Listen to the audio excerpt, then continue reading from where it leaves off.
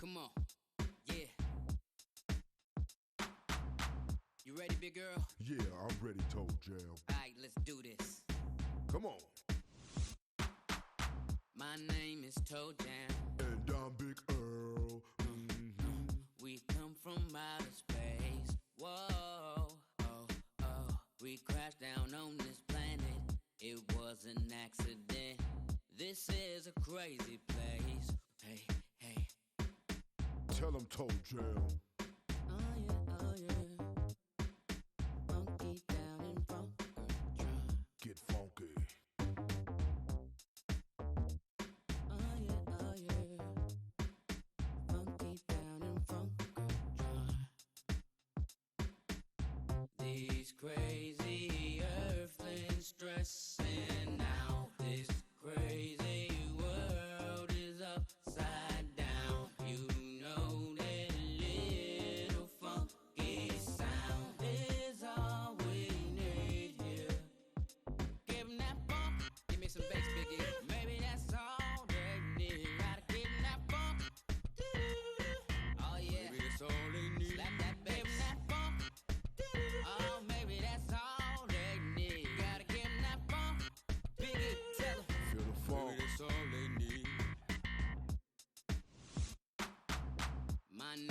Toe Jam. And I'm Big Earl. We got a message to give to you. Well, we coming at you from Funkatron. Funkatron. And you need to chill it out. Let me talk to him. Tell him. Look, T.O. to the E, jamming on the beat. And now with Big Earl, make him stand to their feet. Crash landed on a strange planet. Trying to find the pieces, but this place is gigantic. Running from the bees and dodging all the moles. Somebody tried to run me over with a lawnmower. Maybe all they need's a little funk. Maybe that's all they need. These crazy earthlings stressing out. This crazy world is upside down. You know that a little funky sound is all we need here. Yeah, you gotta feel the funk from Funkatron. Come on, shake your thing and get it on. You can't hate when you're feeling the funk, yo. Just let it go in the funky flow. Yeah.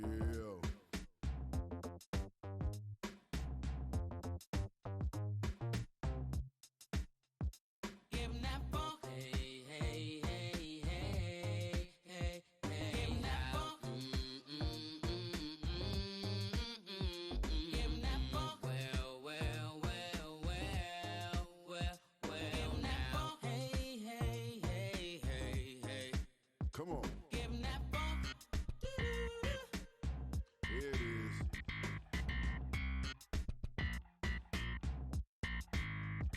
Give 'em that funk.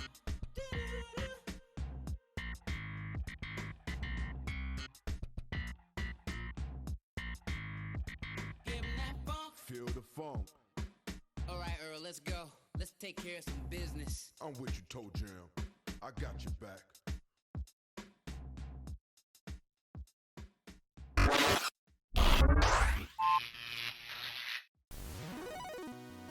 Welcome back, I'm back.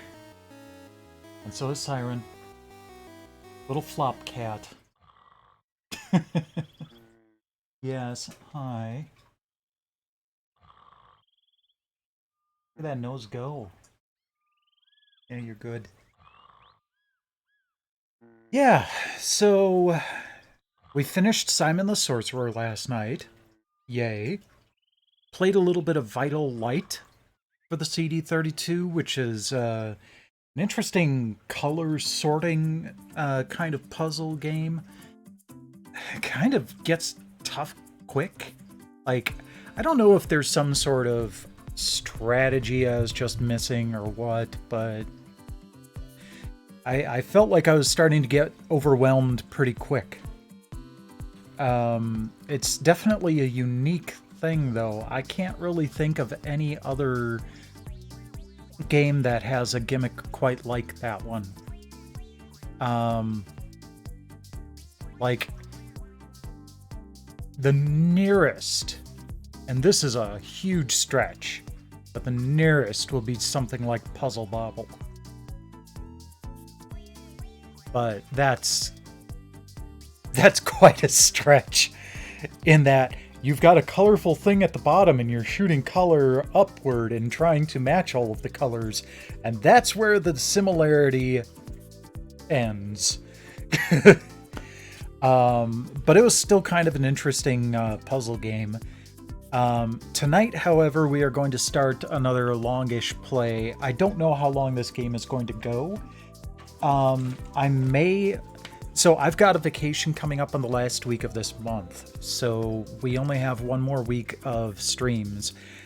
I'm not sure whether I'm going to play this, play Subwar 2050 through the entirety of the rest of the streams, or if I'm going to stop short and play a little bit of Frontier Elite 2, or Impossible Mission 2025. But I'll kind of keep my ears to the ground on that one. I don't know how long this game is. But it's kind of interesting.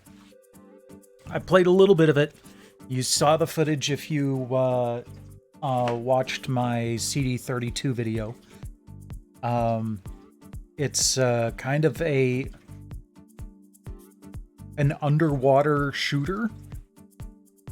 So if you think of something like X-Wing versus TIE Fighter, except instead of being in space, you're underwater, that's kind of what you're looking at gameplay-wise. And I love that series. So I'm very glad this is another one of the games that came with the CD32 when I got it. So I've been looking forward to this one for quite a while. But yeah, so I'm going to get to that in a moment, but first we've got tonight's craft soda. It's an irresistible force! Oh, and we've got a raid from Infamous. Raid! And the lights are going green, which is very appropriate for our key lime pie soda tonight. Hey there, Angry Dork. Welcome, welcome. And hello there, Mo. Just about to crack into tonight's craft soda. It's Melba's Fixin's Key Lime Pie. So some of the horrible flavors that I've had are from a similar brand that's Lester's Fixins. Lester is the devil. He's responsible for stuff like the ranch dressing flavored soda. Melba's usually a lot nicer. Like I said, this is key lime pie, so we'll give this one a shot here.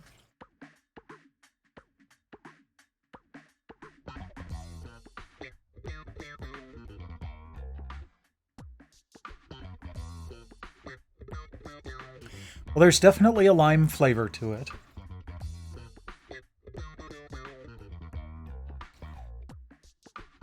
There's also kind of a bitter flavor that I've come to associate with a bad attempt at,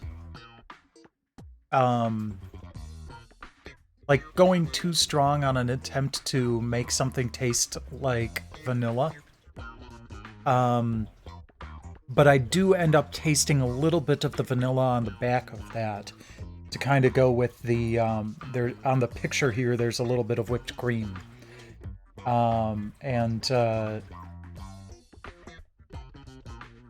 Yeah, so I'm not a fan of that bitterness on top of it, but the lime part is pretty good.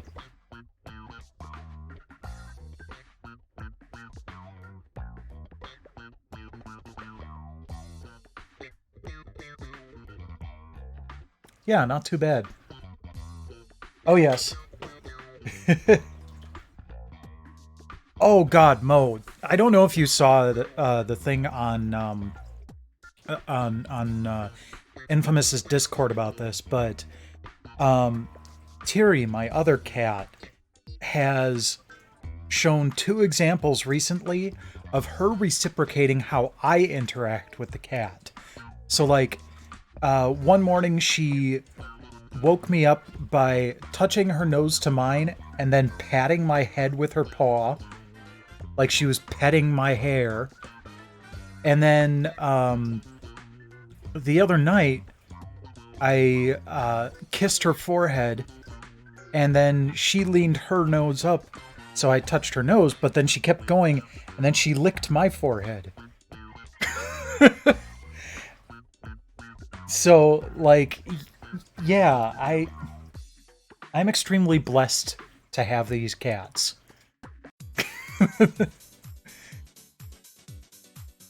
Hi. All right, so now that we've got the cat love and the soda out of the way, let's go ahead and fire up the game.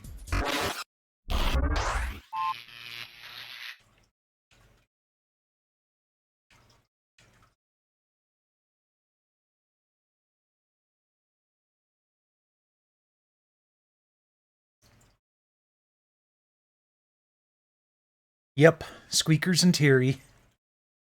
I noticed you were playing a siren earlier.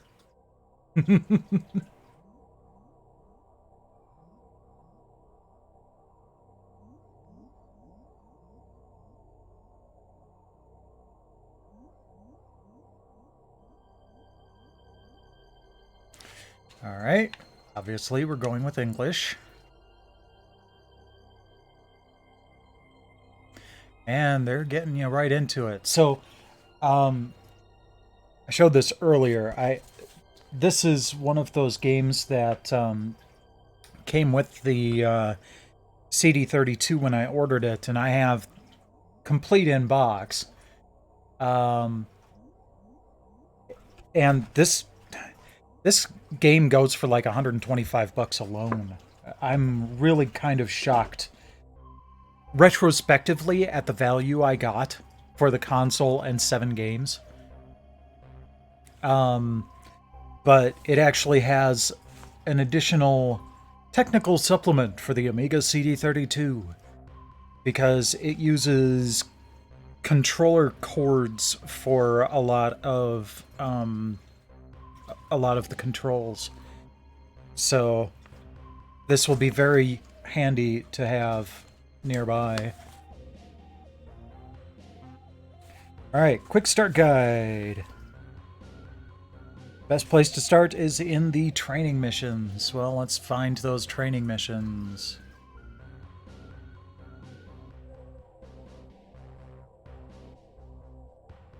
Oh, I should probably make a pilot. Okay.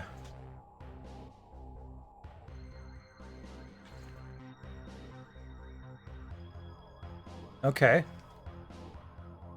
Interesting list of pilots here. All right. Select the top icon. Okay.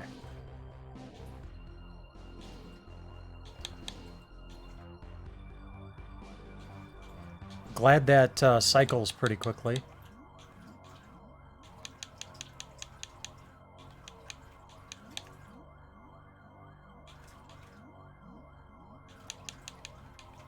Okay.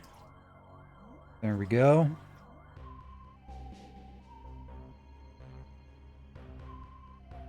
And choose the exit icon. Is that it? I guess so. Okay.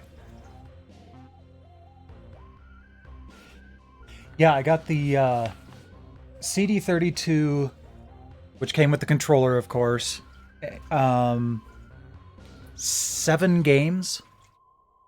One of which is a disc of an officially released compilation of 500 Amiga titles. And the whole thing was like $350, I think. So that was a pretty good deal. I still need to find someone who can repair it, but there's still the possibility that I might get Ben Heck to do that. He lives like an hour's drive from where I am. Okay, you're now ready to start your first mission. Move your cursor to the mission briefing option to find out what it's all about. All right.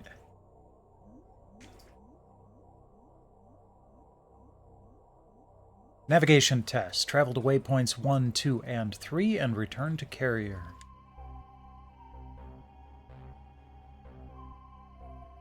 Okay. Oh, wait. And it says... Whoops. Went right to begin mission. Oops.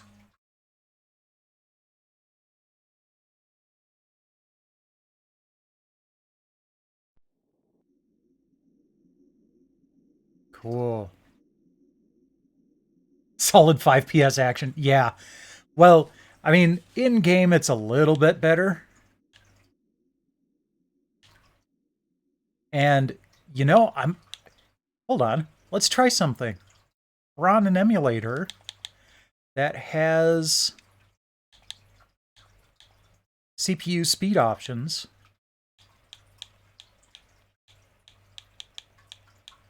Let's see what happens if we do 500%.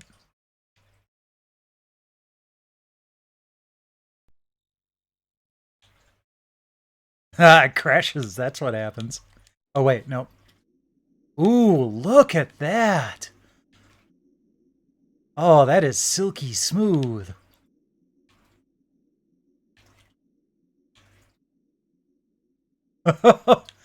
Okay. Well, that's how we're going to play it then. Okay, in the cockpit. Carrier sub above you. Turn your active sonar on. There we go.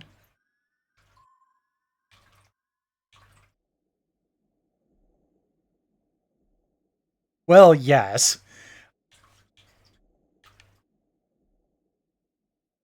I mean, it's still pretty impressive that we can do this, though. I mean, this is basically the level of an Amiga 1200, so it is pretty impressive that it's doing this at all.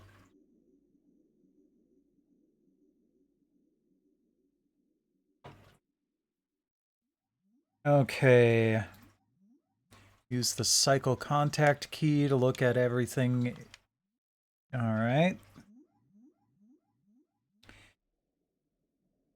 First mission is a navigation test. Steer through 3 green triangular mission markers called waypoints, then back to the carrier sub. All right, so bank your sub to the left until your heading matches the waypoint bearing. Oh, I see. So down in the left corner there, it says waypoint 1 navigation, bearing 270. Oh, and I even get a little marker on my bearing indicator. Okay.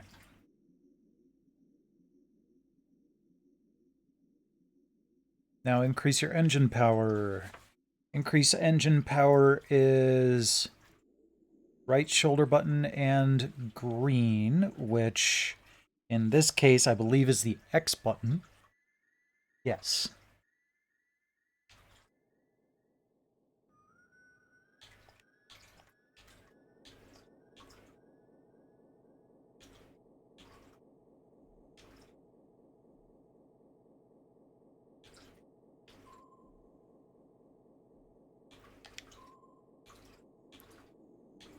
Got active and passive sonar, which is kind of fun.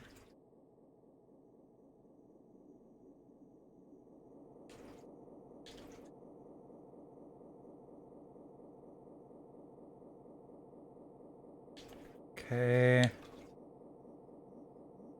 Oh, there's my range. All right, good. All right, let's slow down a little bit. Yay, we got it. All right, next waypoint. Bearing 231.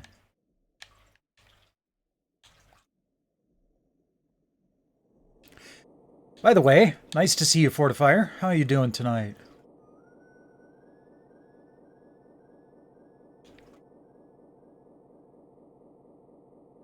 Good, good. Glad to hear it.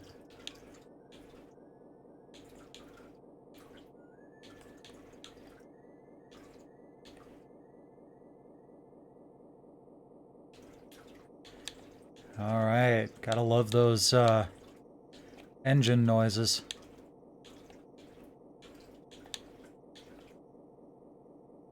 And we got that one. Range 130. Or bearing 130.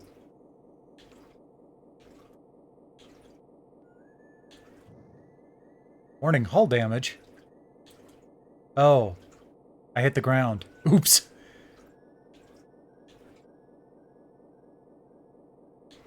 So apparently, there is an option in this. Let's see, how do we pull up the menu?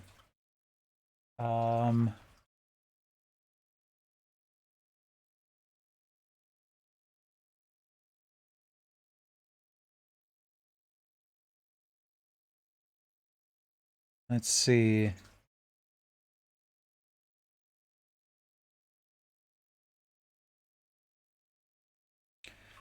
Forward in yellow. There we go. Let's not eject from sub. So we can actually turn sub collisions off. But they make an interesting point in the manual. If you turn them off, you won't be able to do ramming actions on enemies. Oh, there's in-game music? Well, let's turn that on. Let's also turn on the detail to high. Put the skill level at low. Okay. We'll keep the sub-collisions on for now.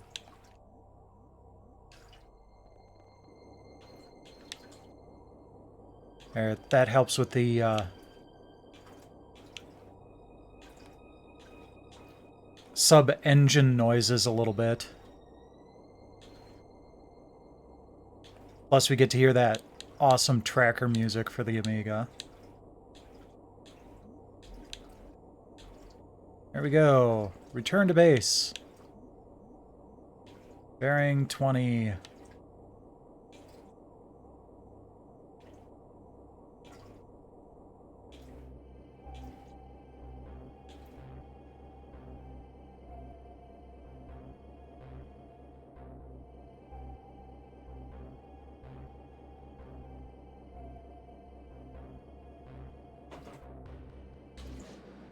Oh, okay. Well, there we go.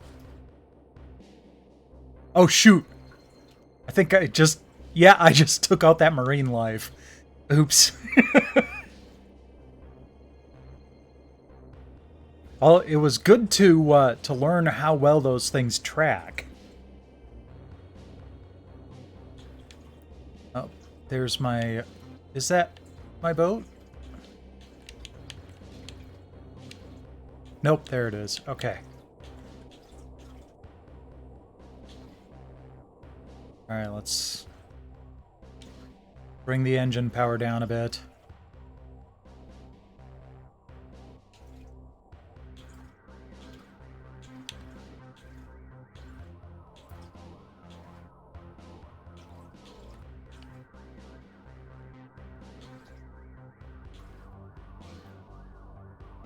Mission accomplished. Yay! Objectives complete. Mission successful. Yes! Sushi all over the place. I mean, collecting it all from after a torpedo explosion would be a little difficult.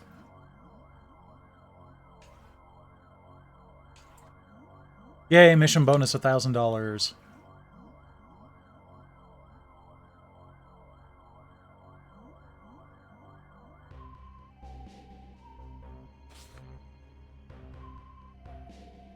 This game also came out 2 years before the PlayStation released, which is kind of interesting. That's what the underlings are for. Okay.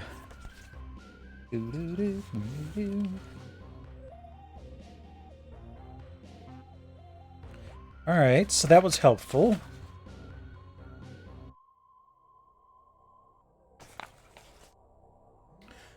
So let's move on to mission 2. Travel to waypoint 3, torpedo the dummy targets, and return to the carrier.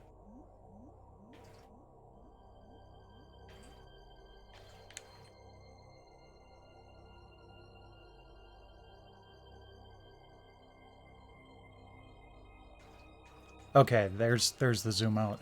Alright, so they're all pretty much in a straight line there. And begin mission.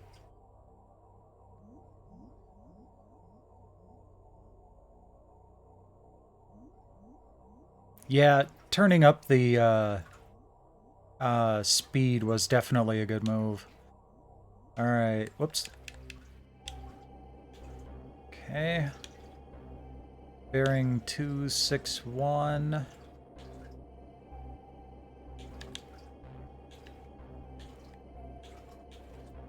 Bearing 251. Yay.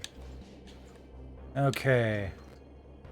Let's stick to the horizon here. Oh, or just, you know, aim for the waypoint.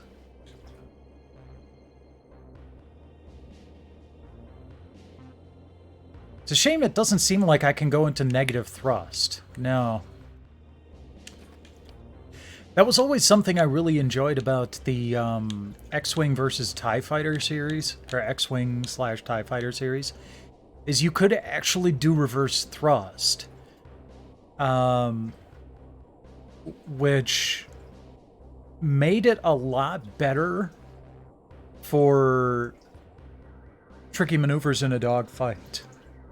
Like the oldest trick in the book, where you've got someone right on your tail and you slow down suddenly and then catch right up behind them. You know, that sort of thing.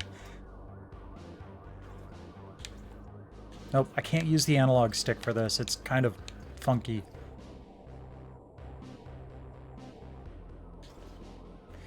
But it also helped you stop faster, too.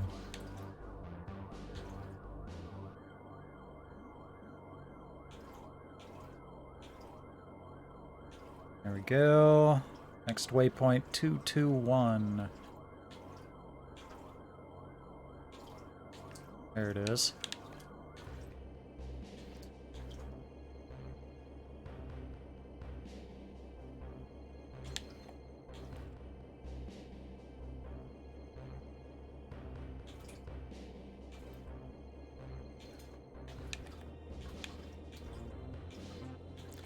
Okay, so there's...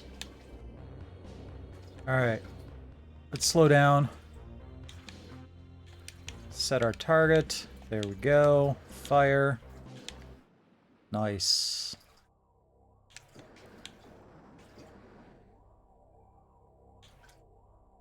Okay.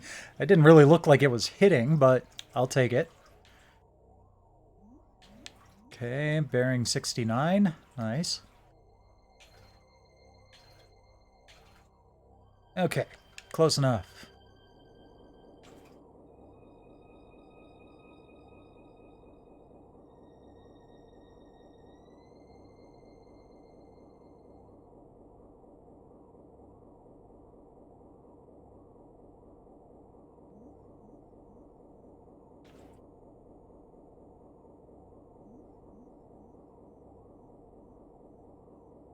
So apparently, using active sonar as opposed to passive sonar can give you away to enemies more easily.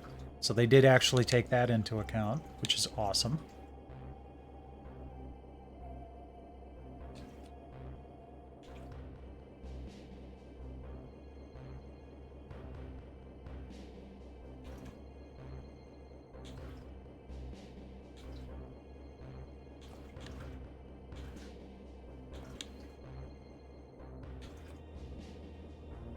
The controls, I don't have as much, like, control of the sub as I'd like, but A, they're using a limited controller, and B, it's underwater, so you don't really assume that lateral movement is going to be quite as much of a thing.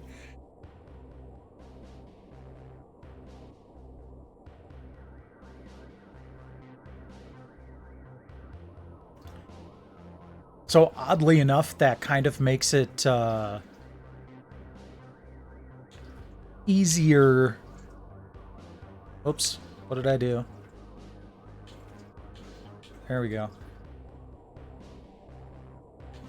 Kind of makes it easier for them to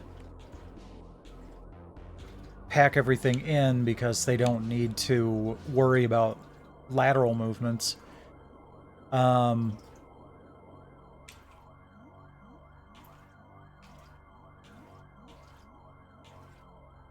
You do even have wingman commands in this, eventually, which is kind of ahead of the time.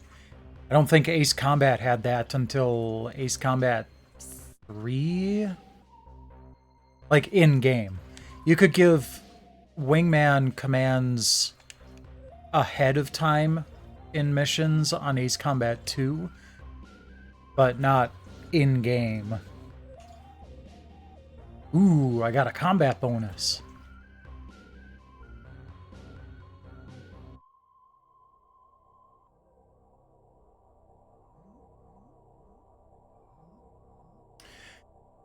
Okay. Should have another training mission here. I hope this has just been automatically saving my pilot progress.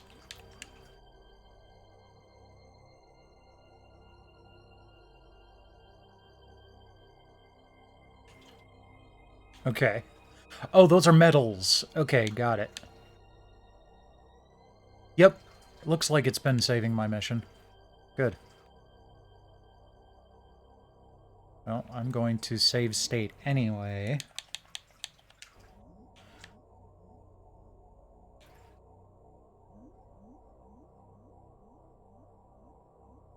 Whoops, I didn't look at my mission briefing. Alright, well...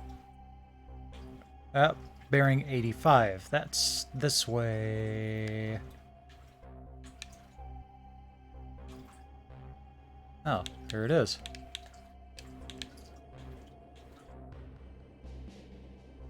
Depth 3702. So it's even showing me, Wait.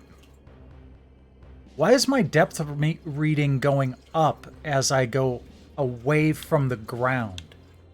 That's how it works in flight games, but not how it works underwater.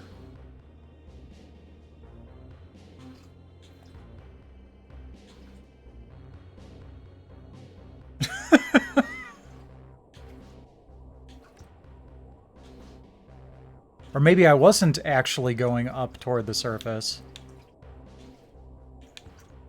I don't know. There we go. Next waypoint. That one? Yeah. Okay, there's the mission briefing. Fantastic. Travel to waypoint 2, locate the robot drone sub. Okay.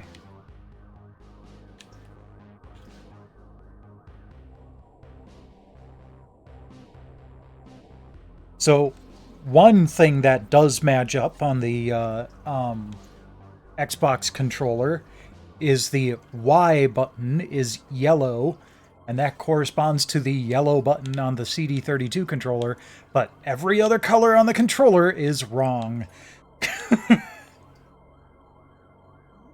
Okay, robot drawn. Where is it? Bearing 270...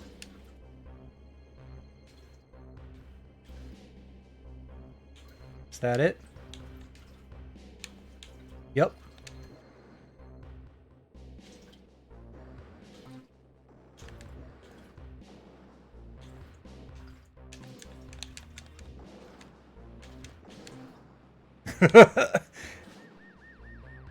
Yay, I rammed it! Maximum depth exceeded. Okay.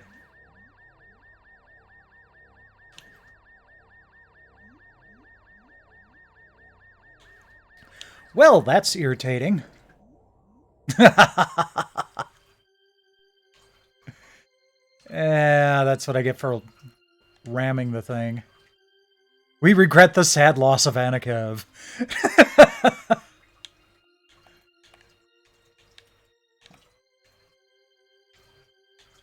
KIA. This pilot is KIA. Reanimate? Awesome. Oh man, I lost all my cash though. Alright, well, at least I saved my state recently. There we go. Mission briefing. Cool. Okay, this time, I'm not going to run into the sub.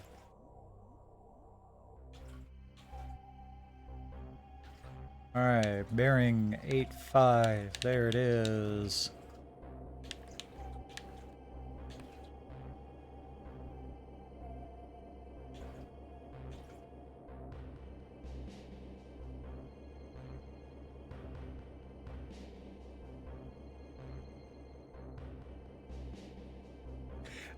The problem that I ran into is I was thinking that that drone sub would die a lot faster than it did.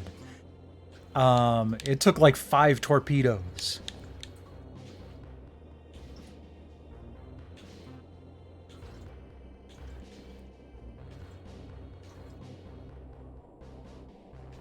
Is that it right there?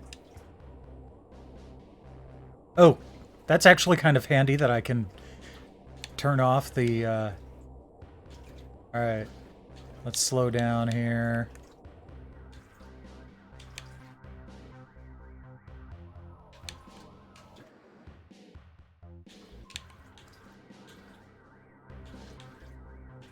Okay. There we go. Alright.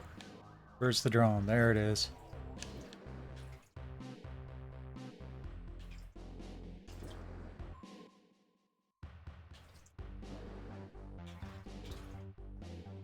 Okay, I see the function percentage going down.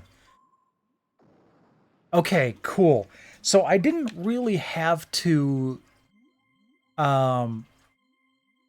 keep hitting it until it exploded. I just had to hit it until I weakened its hull. Kind of like what happened to me. As I weakened its hull and pressure did the rest. That's pretty cool.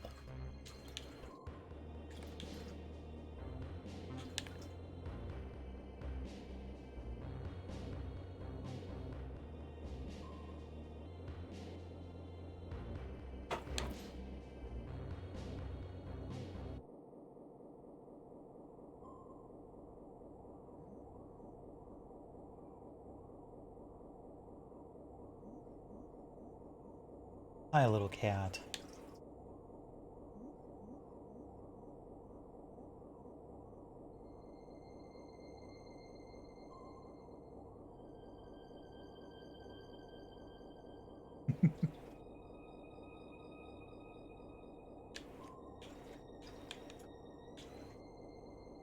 Alright, time to slow down. Oh, there's the sub. Holy crap. Mission successful.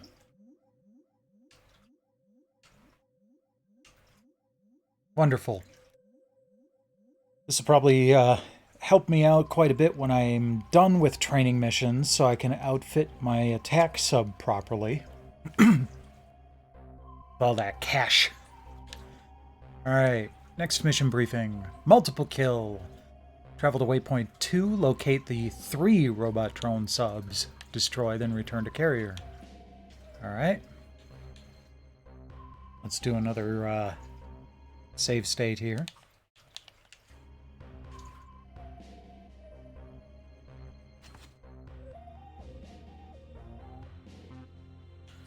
Okay. Waypoint 1, bearing 196.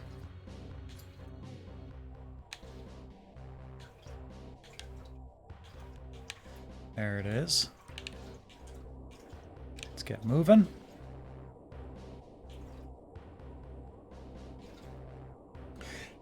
Actually, I want to take a look at something really quick here.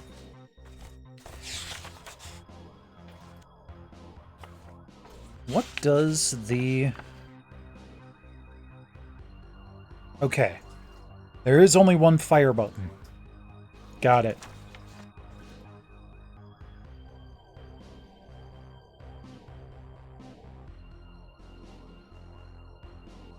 The right shoulder button and the fire button selects different weapons. I wonder if I've got any different weapons at the moment.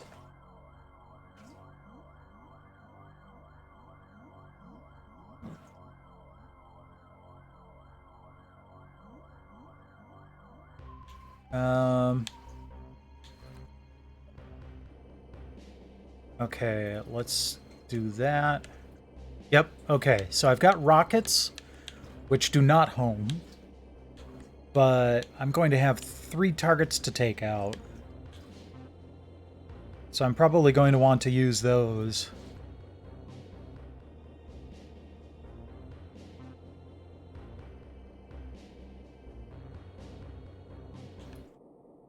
Okay. Let's get to the waypoint first. And now slow down a bit.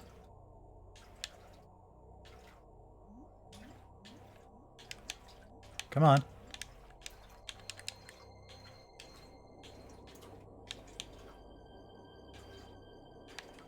That looks like it's a robot sub. Yep, there we go.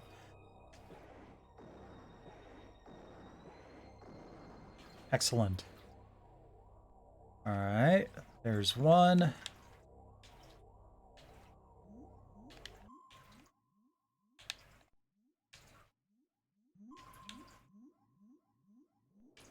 I think I see the other two up ahead here.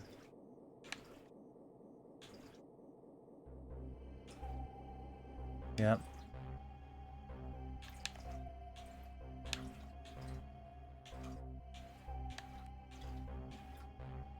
Oh, that one actually looks like it's moving around a little bit.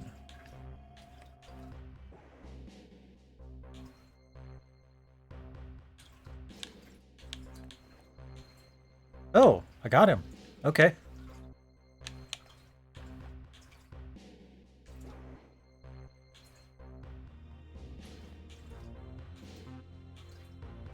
Lead your target.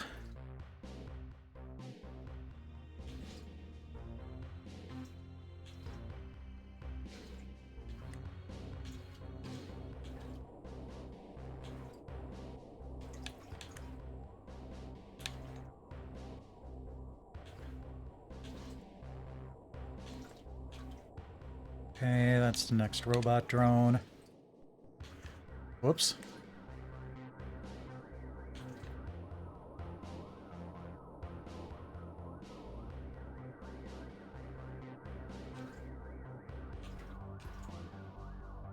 Okay.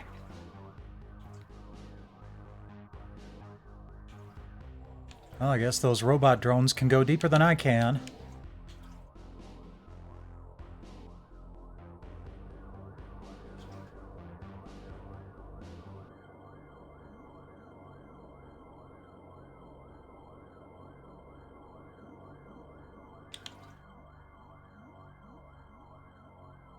Where are you?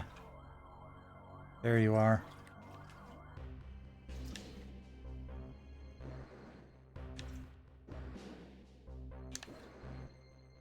That should do it. Perfect. All right.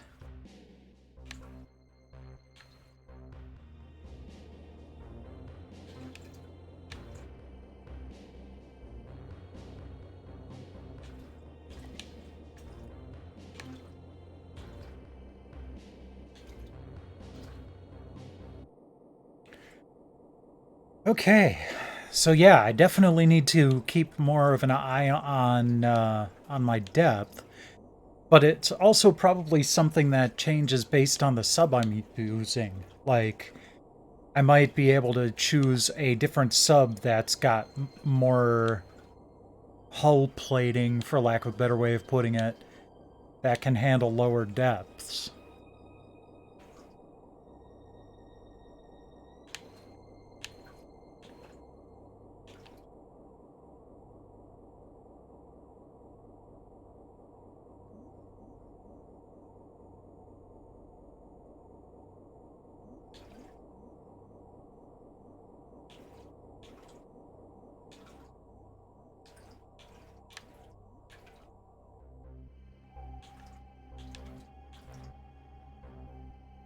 Mission accomplished.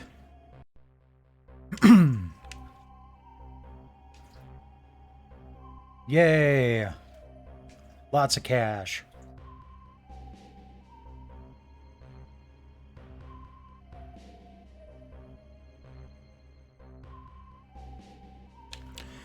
Alright, on to our next mission briefing. Travel to waypoint 2, dive deep to locate a robot deep sub. Destroy, then return to carrier. So I hope they gave me a sub that can do a better job of diving below 4,000 meters.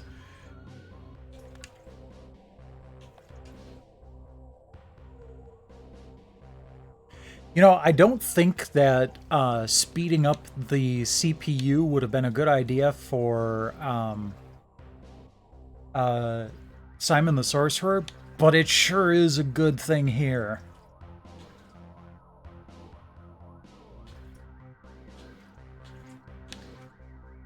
As was noted, it kind of... Oh yeah, this sub is a lot slower. Like, its max speed is only 40.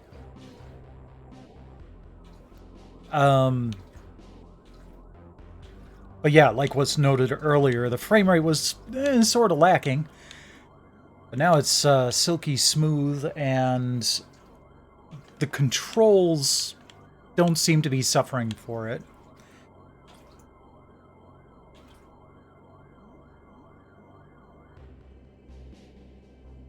I would probably also do this on Frontier Elite 2.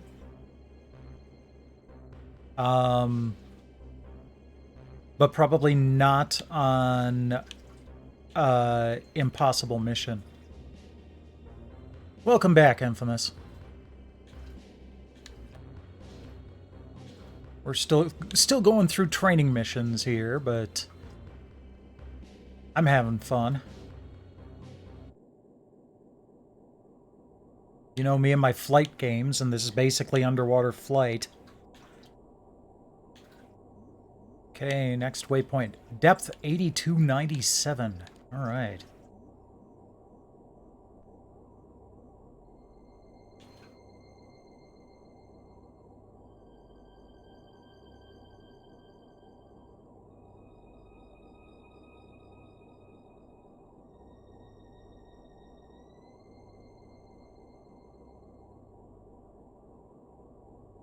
I like that they put the little blue particulates in the water. So otherwise you wouldn't really have a good idea of how much you're moving. Other than just your readouts.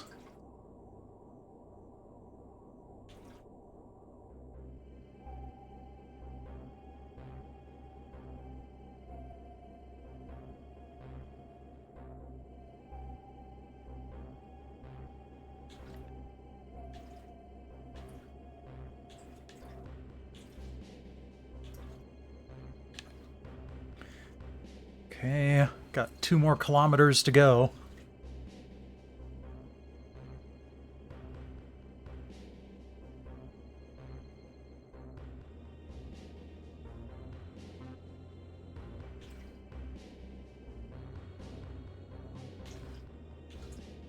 It'd be kind of cool if one of the, like, side missions of this was to scan the marine life. And that you'd get some bonus for doing that.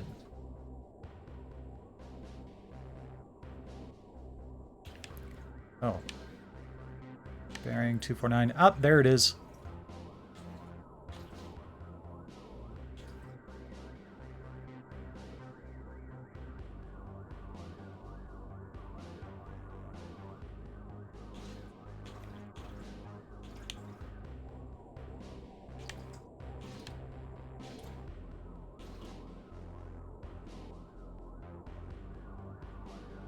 Oh, dang, this sub is slow.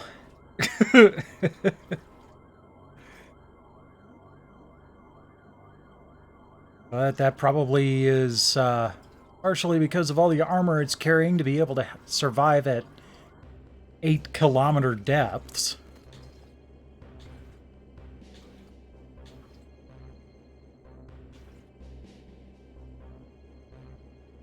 Okay, there's the robot sub. I've located it. Give me a chance to destroy it. Oops, wrong button. There we go.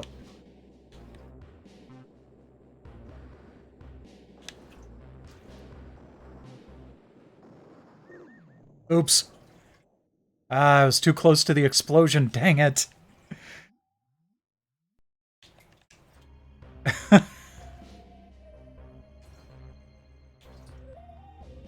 Oh, crap.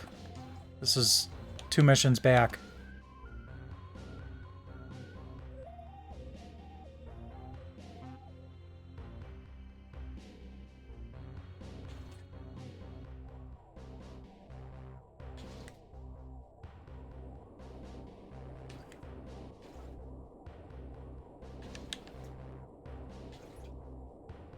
I should be able to make short work of this thing.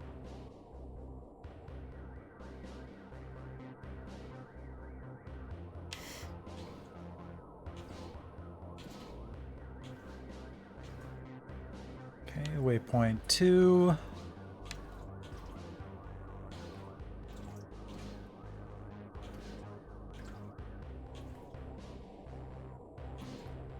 I can see the robot subs already.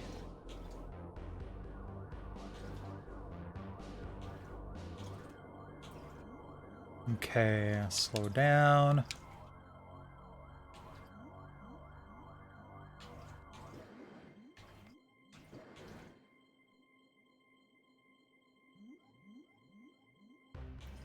There we go. Good, good. Next target. Up this way.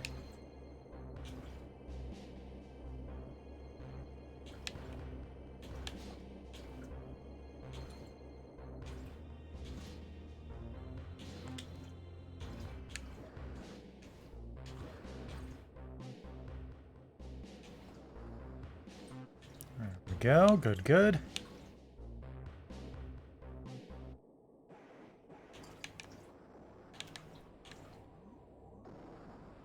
Yeah.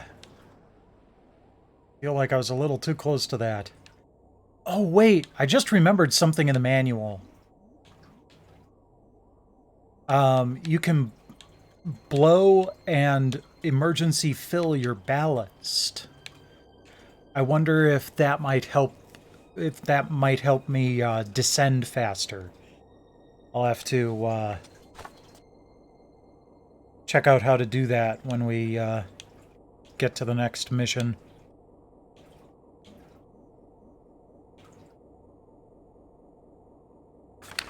Let's see.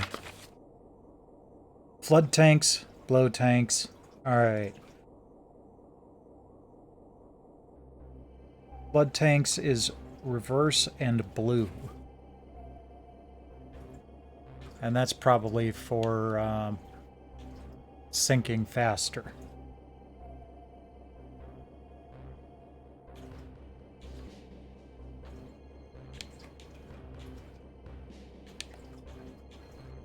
So we'll try that.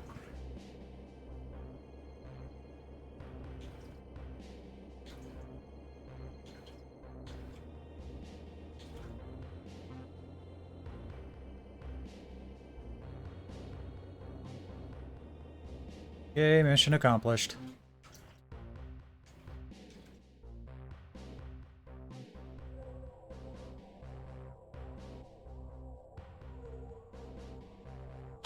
Okay, let's do another save state this time. Just in case I botch the mission again.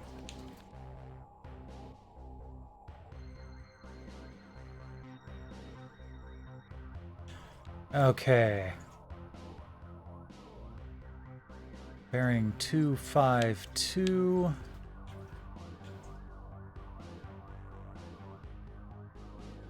Range 2.7, depth 4215. There it is.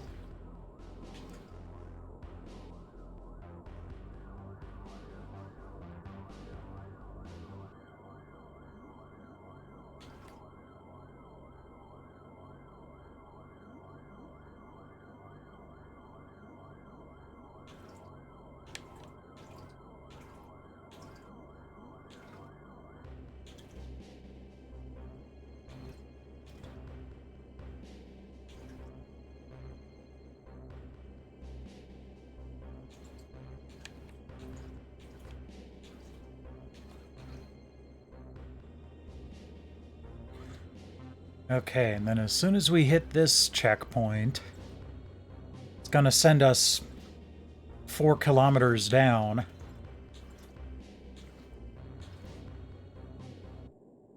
We'll flood our ballast tanks and see if that makes us descend faster.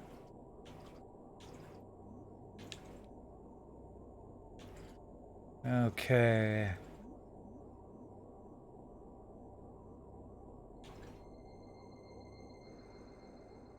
Flooding tanks. Oh yeah. That's definitely increasing our speed. Excellent.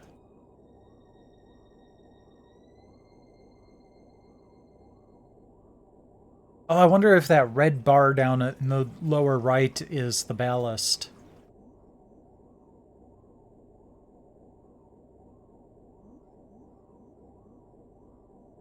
So it says to neutralize, choose the opposite option. So if we blow the tanks...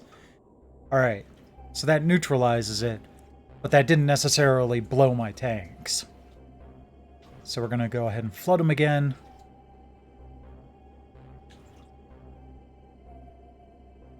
Yeah, we're definitely making better time this time.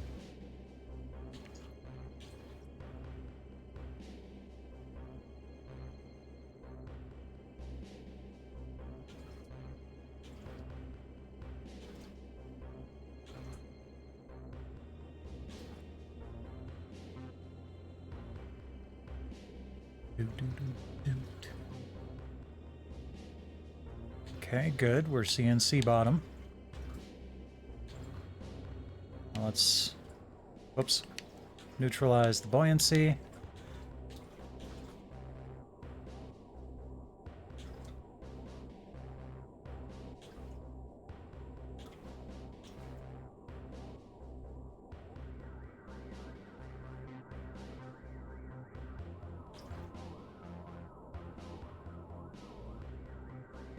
You know, maybe I should do this more often so I can have a better look at where I am in relation to the sea bottom.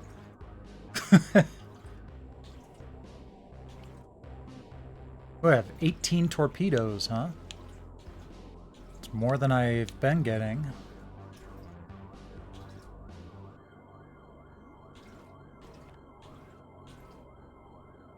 Almost there. Oh, and I see the sub.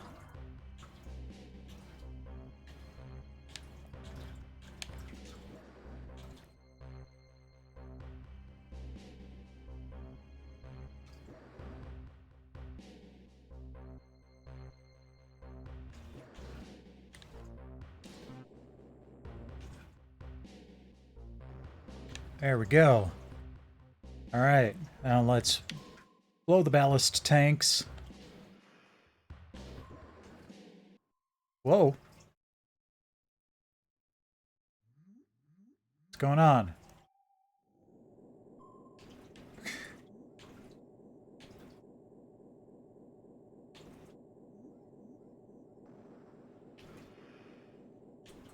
There we go.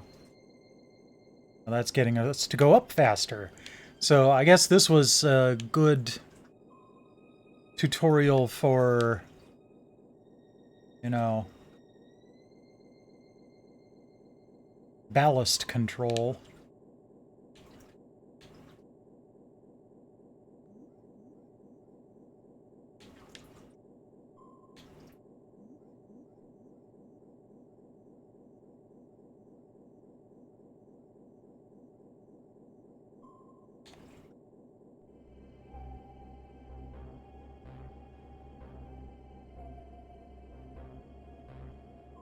Once I get back up to depth, I'll pay more attention to my bearing.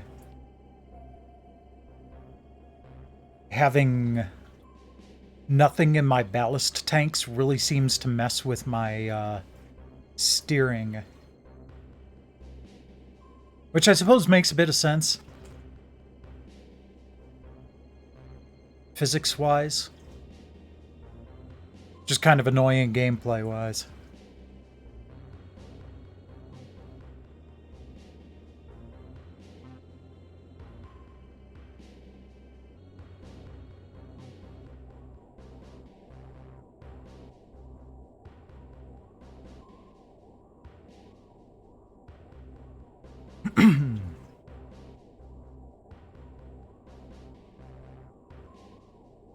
Hey there's Ash. Yeah. Amiga CD32, man. Granted, I am emulating right now, but that's because my CD32 is currently non-functional. Everything I'm playing this month, I own... Well, everything I emulate, I own the system and the software for. That's kind of my personal rule for emulation.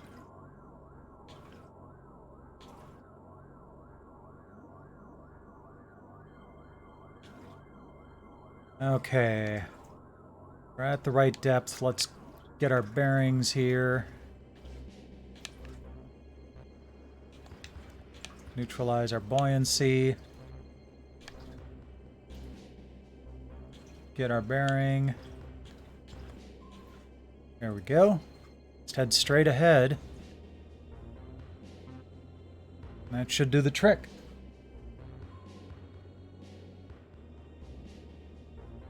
Yeah, plus, though, it's giving us the ability to play this at 500% normal speed. So that's why the graphics are silky smooth 60 frames per second right now.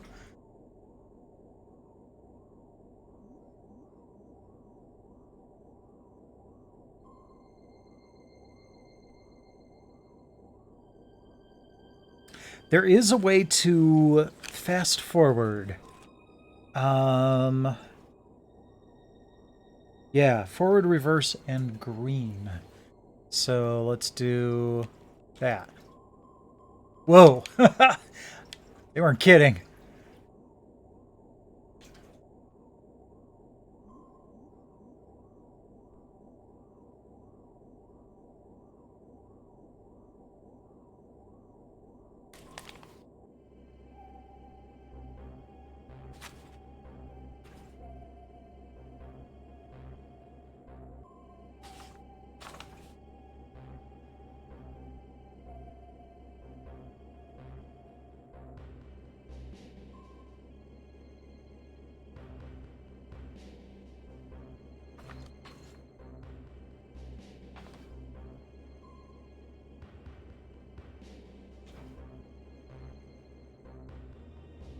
This came out in '93, so maybe late in the Amiga's life, but this predates any PlayStation game, or Saturn game for that matter.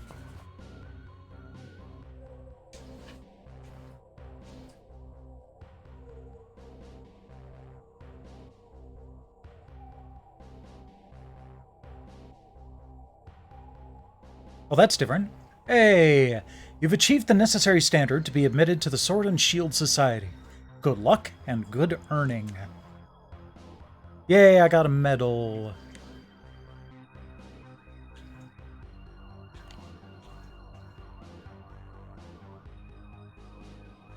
Okay, so now I can pick my theater.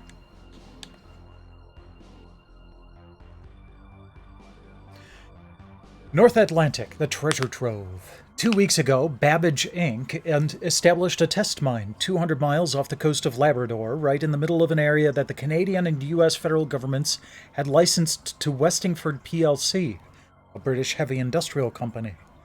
Westingford asked, politely at first, of course, that Babbage move its operations elsewhere. When negotiations failed, Westingford tried to sabotage the mining machines, but its agents were discovered and drowned in their undersea base. Babbage hit back. A terrorist attack destroyed Westingford's New York offices.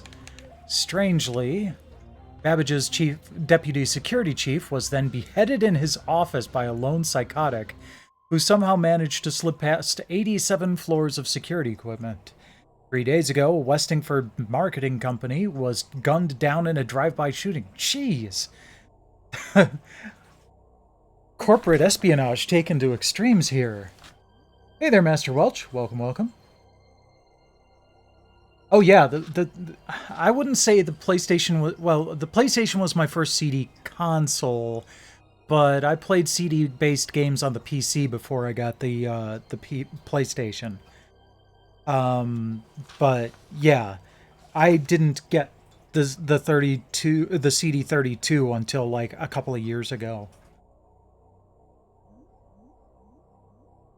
Yesterday, both parties registered a corporate feud under the U.S. federal and EC law. As a result, the warfare is more overt than is usually the case, and insurers have refused to cover anyone who travels within 10 miles of either company's major installations. Your contract is with Westingford at full war rates and for the duration of the dispute. No, it's my hat, but I could send you a link on Amazon. That's where I bought this.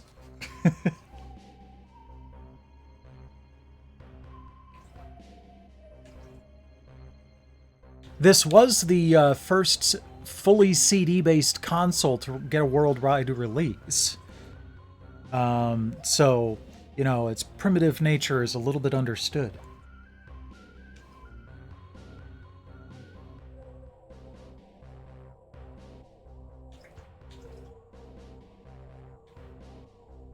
Okay, so mission briefing? Okay. Hunt the robot. In an effort to drive the competition out of business as quickly as possible, Westingford has decided that direct fast action is required. Your first mission is an assault on one of Babbage's main mining operations. You will work from the subcarrier Spirit of Excellence. You are to destroy all the mining robots, but you must do so without raising attention to your efforts. If you are discovered, you should defend yourself whilst trying to finish the mission. You may not be able to deal with all enemy forces, but it is vital that you remove all the mining robots before evacuating the area. Okay, so I need to stay quiet. No active sonar pings, if I can avoid it. Let's go configure the sub. The controller is strangely comfy, though. Like, it looks weird, and you hold it like a flight yoke almost, but it feels good. Hi. Pushing her butt up against the back of my head. Now, granted, tonight I'm using an Xbox controller because I'm playing this on my Series X under RetroArch. Yeah, I really do want to actually play on the CD32 at some point. I don't have any more YouTube shorts planned for the near future, but that doesn't mean that I won't do any more. The most recent set were... I was planning to do a single video, but then I realized that just putting out a bunch of shorts would actually make a little bit more sense. Because that way, if someone's looking for help on one of those issues, they can just find the short, instead of a longer video that might have more information than what they need. So, I will keep doing the freedive shorts. I kind of liked that format, and it was a lot easier to do than, you know, the full 10-minute long videos that I had been doing. So those I will keep up on. All right, let's configure our sub. So we've got a tornado, lightning. Okay, we just have the tornado and the lightning.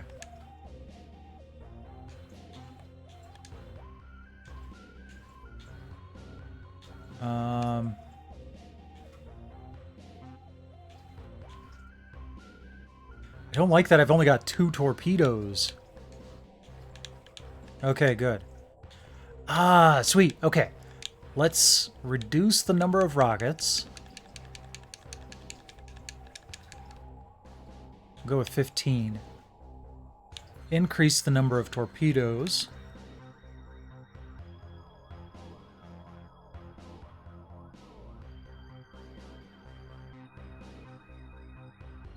Yeah, so the Amiga CD32 is basically an Amiga 1200 with an extra graphics chip and a CD-ROM drive. In fact, you can get an add-on card that plugs into the back of the CD32 and gives you an SD card slot and some built-in memory. And it'll basically, the SD card will work as a hard drive, and the extra memory will work as it would with a normal Amiga. There's a mouse and keyboard port on the side of the CD32 built in. So basically with these additional pieces, it turns into a full-on Amiga PC. I'm really looking forward to doing that when I get my CD32 repaired, and that will be a video. I was hoping I'd be able to do that video this year, but I doubt that's going to happen. So it'll happen whenever I'm able to finally get the thing repaired. But it's really cool. And that was part of the reason behind my purchase of it, is I wanted to get into Amiga stuff. And kind of like with the Atari Xe, that is the highest end, but also consoleized of the Atari Xe. That is the highest end, but also consoleized version of the Amiga 400, 800, 8-bit computer series. So basically, the CD32 would be able to handle almost any piece of Amiga software that I throw at it, except for stuff that might require like an Amiga 4000. So I'm really looking forward to diving into. In fact, I've got a couple of floppy disk Amiga pieces of software that I haven't really been able to get work satisfyingly enough on RetroArch. Actually, hold on. I wonder if that would work now that I've fixed up, now that I've reinstalled RetroArch. I'm going to have to try some of that off stream. But, yeah, so it's definitely something that I wanted to get into. But I like trying to get I prefer console gameplay to anything else, which also gives me a 4-button controller to work with instead of just the 1 button that most Amiga controllers use. And B, it's one of the higher end Amiga machines, so I'd be able to play most everything that comes out for it. Win-win.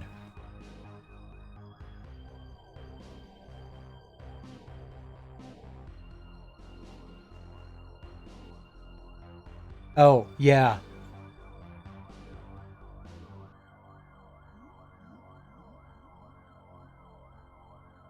Well, something dipped for a moment, but we're back.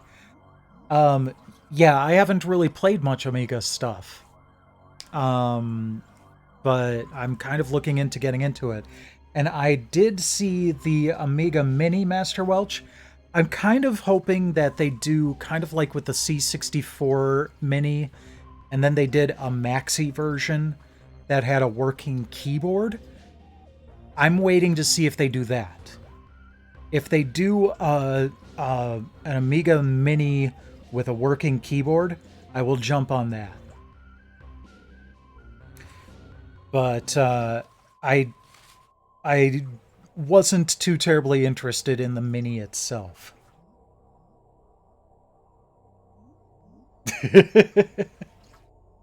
Yep, and I've been keeping things like I've been reorganizing stuff even right up until actually yesterday. I added a couple more cubes to the shelves off to my right, and that added one more area for some handheld stuff. So my shelves, even though I'm kind of out of space, I'm still occasionally rearranging them. Oh yeah, you're probably right there, Ash. All right, so I like this loadout a little bit better. It gives me more torpedoes to work with. What is the decoy? Reverse and fire. Okay, because I might need to work with that. Okay, so I'm guessing that this is my wingman's loadout. My wingman might be better with rockets, so I'll stick with that. But I want that tornado. Alright, so I am going to save state for my first official mission.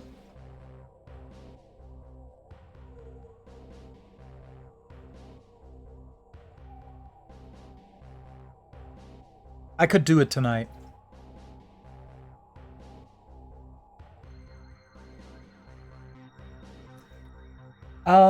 The D-pad probably isn't that great for, like, fine motions, because it is kind of a disc.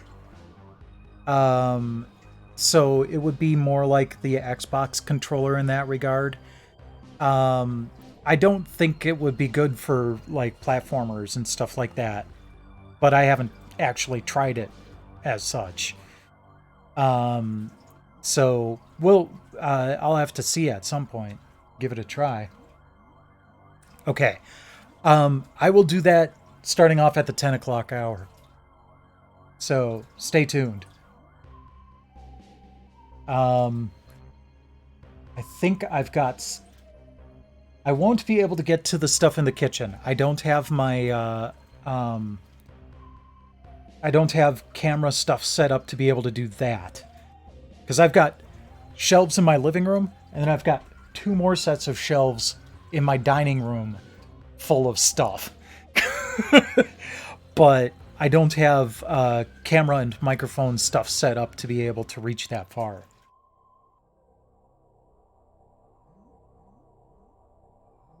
Yep, top of the next hour. Alright, let's begin our mission.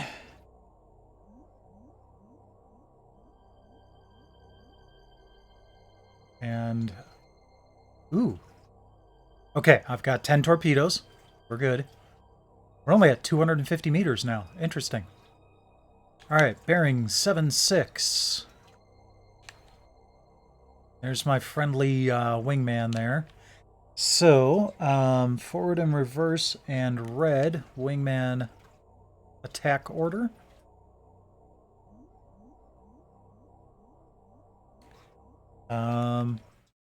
Hold on. Ooh, I can actually take a look at different views. Alright, wingman orders.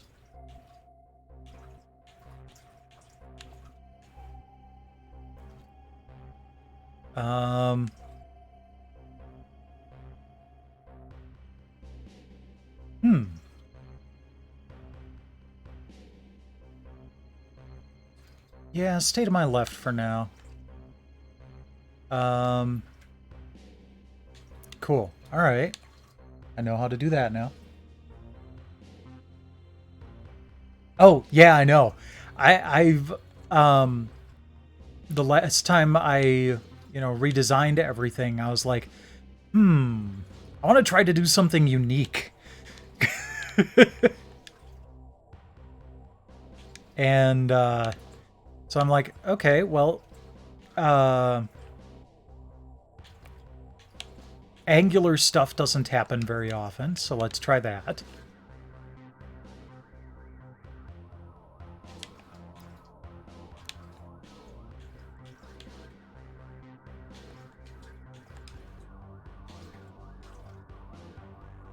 Okay, let's slow down a little bit. There's a mining robot.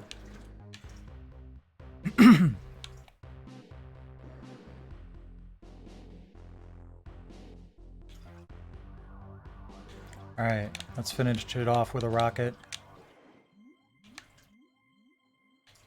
There we go. Good, good.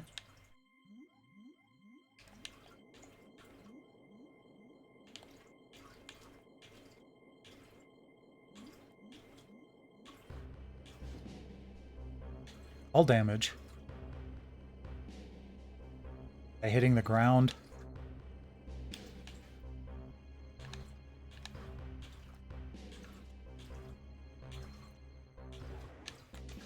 Whoops.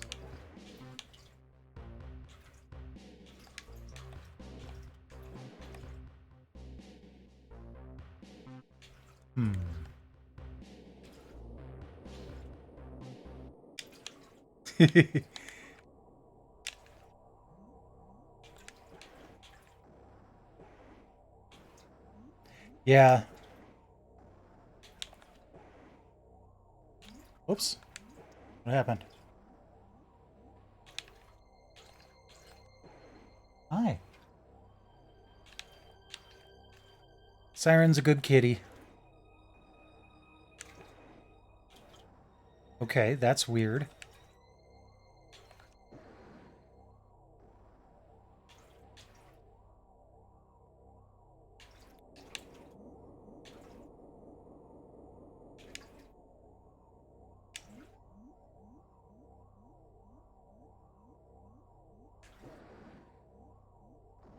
There we go.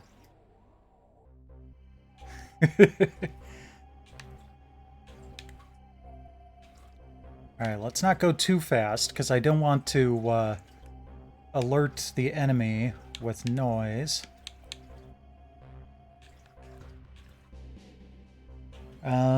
Attack order, forward, reverse, and red.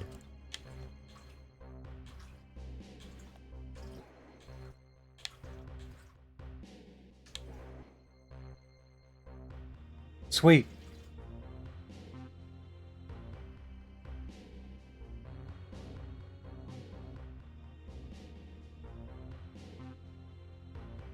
Nice. Okay, that was easy enough.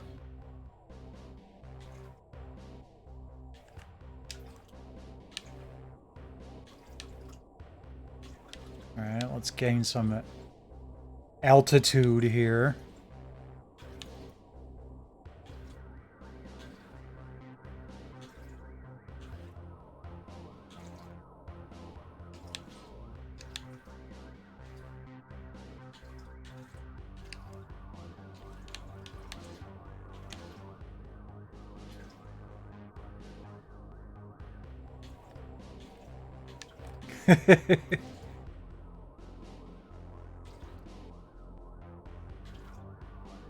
Terry knows when it's snack time.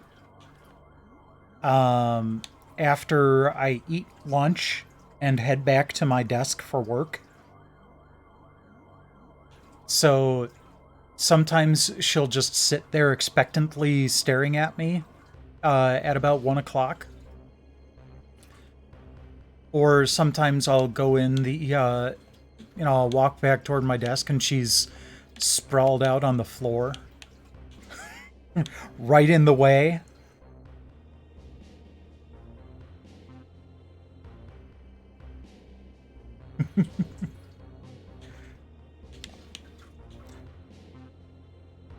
But they're also, independent enough that they're not always clingy, which is good.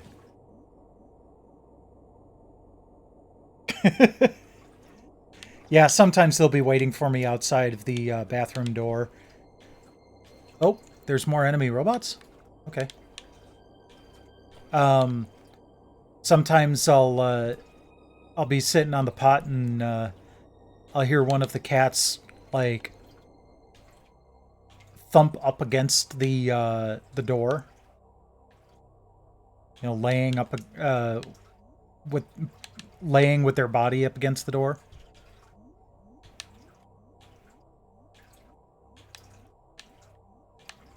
Okay, come on.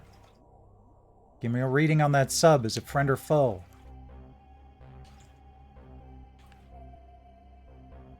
It's an enemy.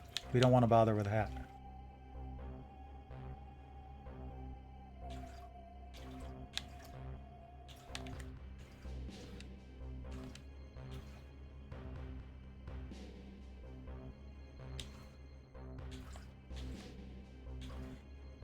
Okay.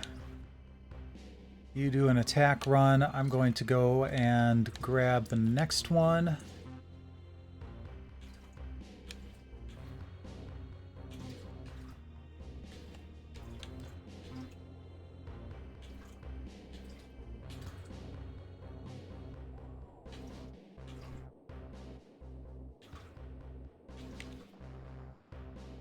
Yeah, I felt that one.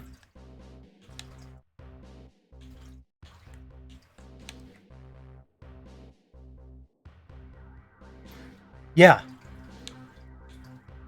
Game is called Subwar 2050.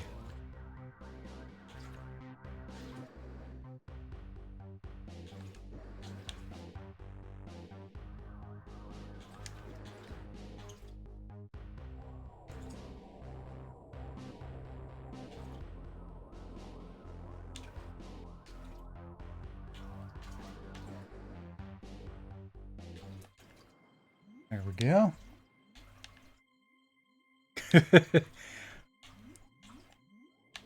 A little more hostile than Subnautica.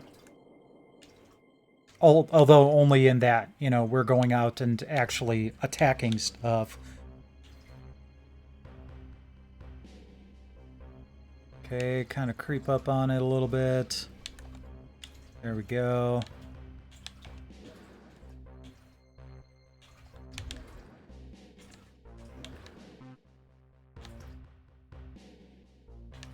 Mission accomplished. That should dent Babbage's profits. Oh, I don't even have to return to base. Nice.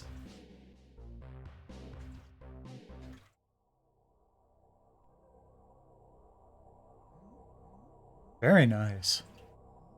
Corporation Award for Good Conduct? Okay.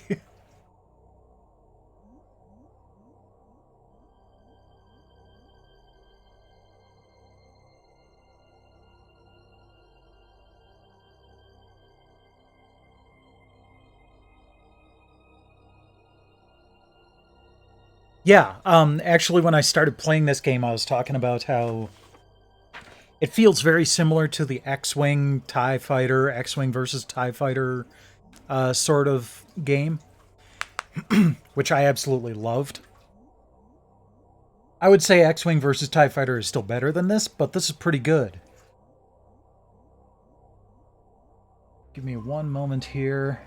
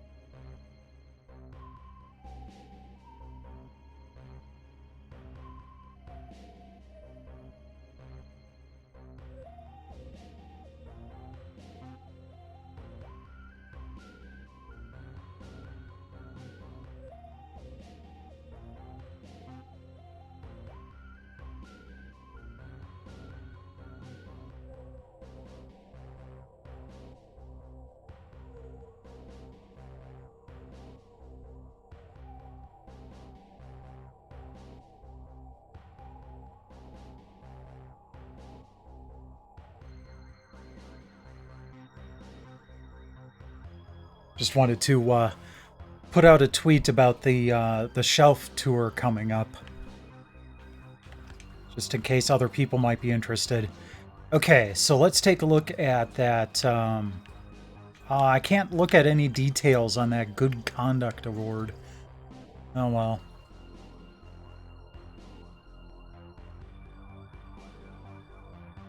So it looks like each one of those campaign theaters has its own, like, full-on mission structure. That's interesting. Hey there, the Hermit Gamer. Welcome, welcome. All right, mission briefing. You'd be surprised. I've got a wireless keyboard and a wireless mouse. So even if you want to do mouse and keyboard gaming, and I've got a PC hooked up to the TV, but I also have all of my consoles pretty much at my fingertips too. So, like, without swapping stuff in, I've got access to the Evercade, the Polymega, the Switch, the PS5, the Series X, the PS3, and the Laser Active. And then I've got my other consoles, like, on display, but then I've got the cords and stuff like that nearby so I can plug them in if I want to and get them into the mix. Honestly, I would like to get a better recliner because this one is kind of a rocker recliner. I would prefer that it not lean back when I lean back until I actually like kick out the foot. But this one was free. My mom wanted to replace her recliner with something else, and I'm like, well, I'll take your recliner off your hands. Yeah, an intricate series of HDMI splitters is... And it's not even as bad as it used to be. We'll put it that way.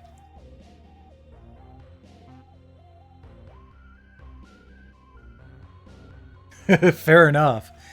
I mean, I'm sitting here a couple feet away from a 65-inch screen, so it doesn't really feel like I'm missing anything as far as resolution is concerned.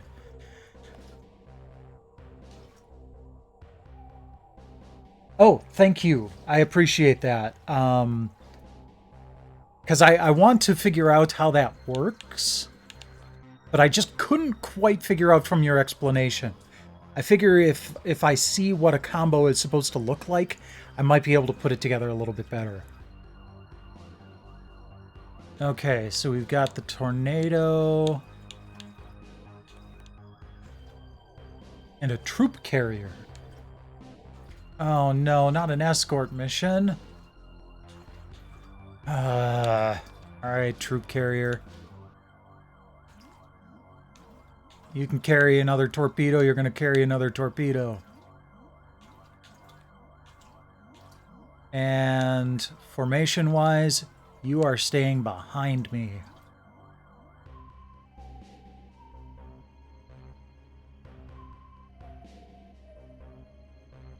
Fair enough. I just needed to see how the links go. If there's some way that you can... Because I'm kind of thinking I could probably put it into an Excel sheet and have it, like, generate combos based on what skills you have available. So if there's a way that you can also kind of identify speed in a way, or tell me how that factors in, that would be great.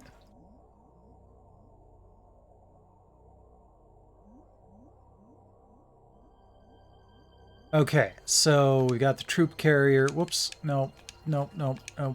Rear. And then my tornado. I'm just going to give up on rockets entirely.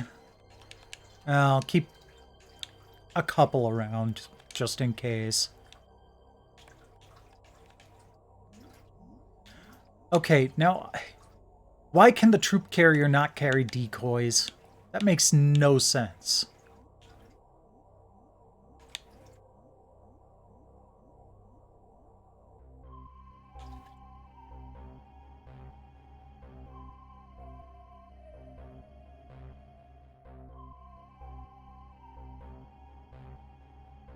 Okay, gotcha.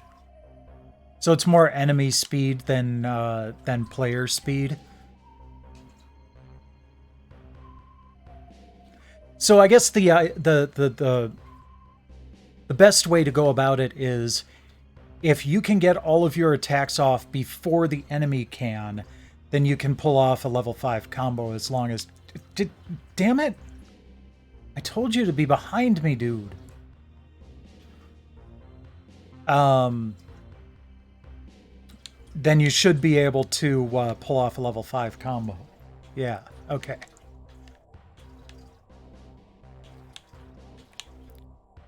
That said, tomorrow night is not going to be Saga Frontier, it is going to be Brave Fencer Musashi. I am really looking forward to that. I'm gonna play it on the Polymega too.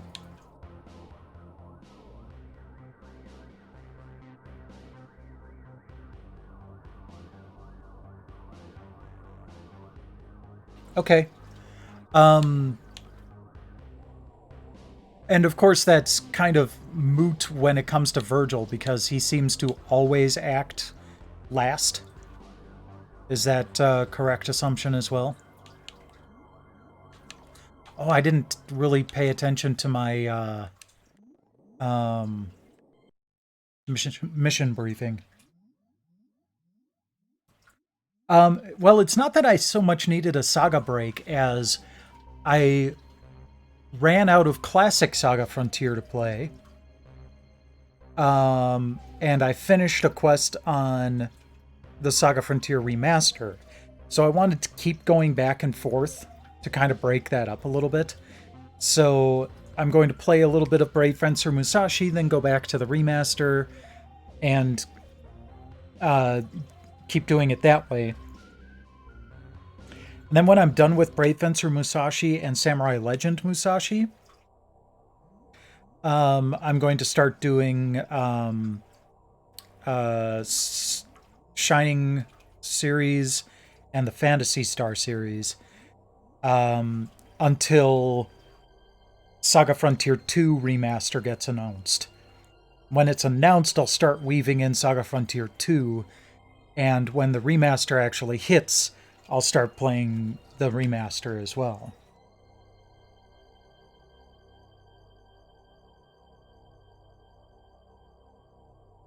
Nice. Okay, mission briefing. Here we go. Babbage have 5 ocean thermal power generators working in the North Atlantic. Your mission is to escort a demolition crew to one of these stations for its successful destruction. You must first remove any proximity mines around the station, and then fight off any enemy patrols while the demolition crew gets to work. Once the demolition team are finished, they will leave the area. You, however, will need to stay at the station to prevent the enemy from removing the explosives. After a time, you'll receive a 2-minute warning, and then you should evacuate the area. Is it 2 minutes and then boom? That's my guess. Honestly, I think after tonight, I'm going to be done with this, because I want to put a fair amount of work into Frontier Elite 2. So next Sunday, we're going to start Frontier Elite 2. Okay.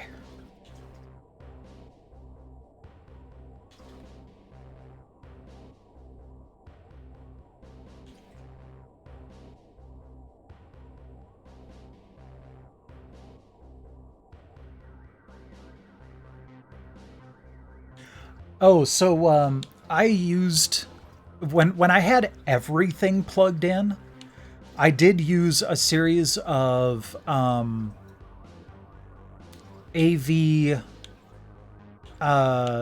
switchers, and then they all went to an HDMI upscaler. Right now, the only AV specific cable or console that I have permanently plugged in is my Pioneer Laser Active, but I have that with a dedicated HDMI upscaler. I have an HDMI upscaler right here. Like, part of my streaming setup, I have a laptop, which is my streaming machine, on a laptop cart. And in the lower part of the cart is everything I would need for upscaling AV to HDMI.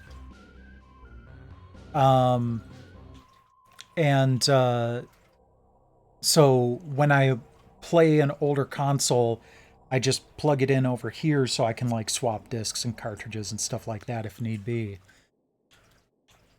Okay. Just wanted to see how far I had to go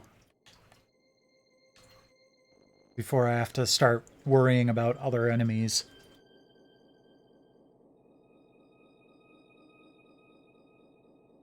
I've bought as many S-video cables as the systems will allow. Because I always prefer S-video to regular AV. As one should.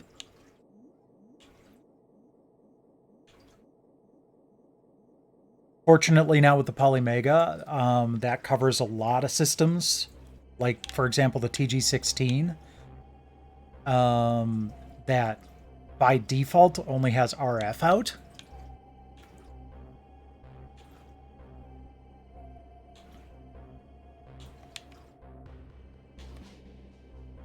Also, if you, whoop, hold on.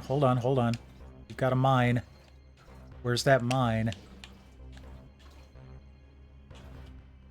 Came up on my sensors.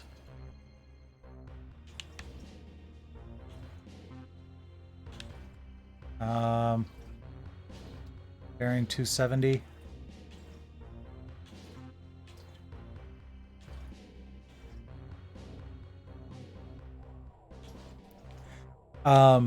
Recently I did a video on a Timex Sinclair 2068. And you can actually get a an add-on card for that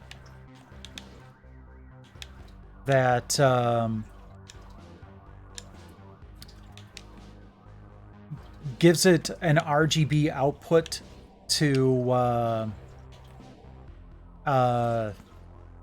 use a 9-pin Genesis cable. But you can also... But then I also got the Hyperscan HDMI cable that you can get in that situation. And plugged that in. So I had pristine RGB HDMI output from a Timex Sinclair 2068, which is basically like a ZX Spectrum, but an American release.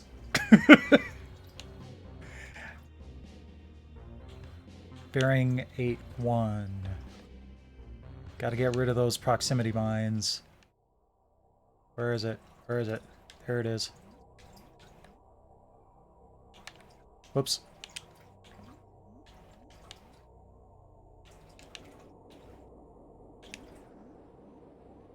There we go.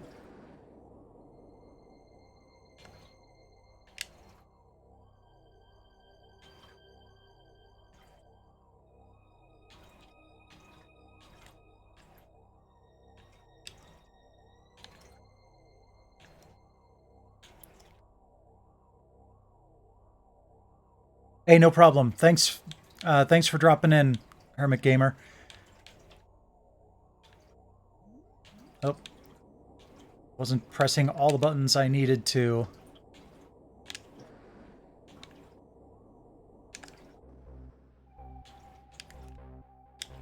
To change my speed.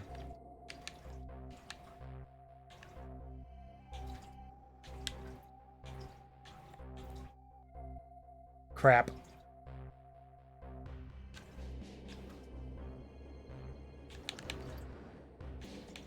Wingman destroyed. Ah. Mission failed. I hate escort missions. I really do.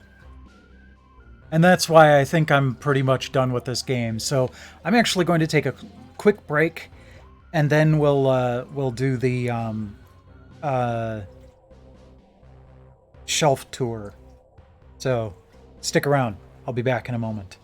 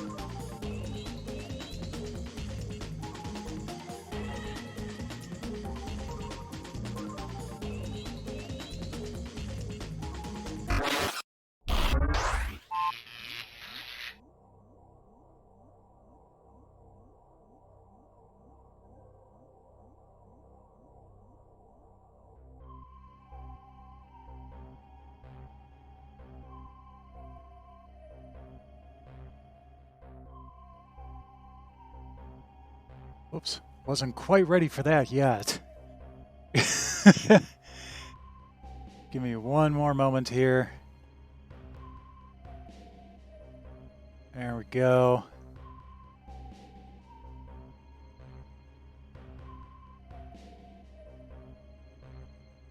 Okay. So, yeah.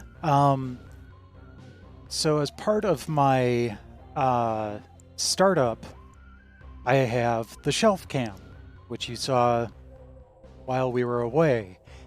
And that is always a live camera. I move it every week.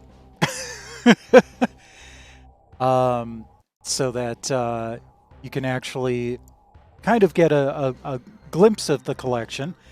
I've got the camera on a tripod here and just kind of set it up. Let me grab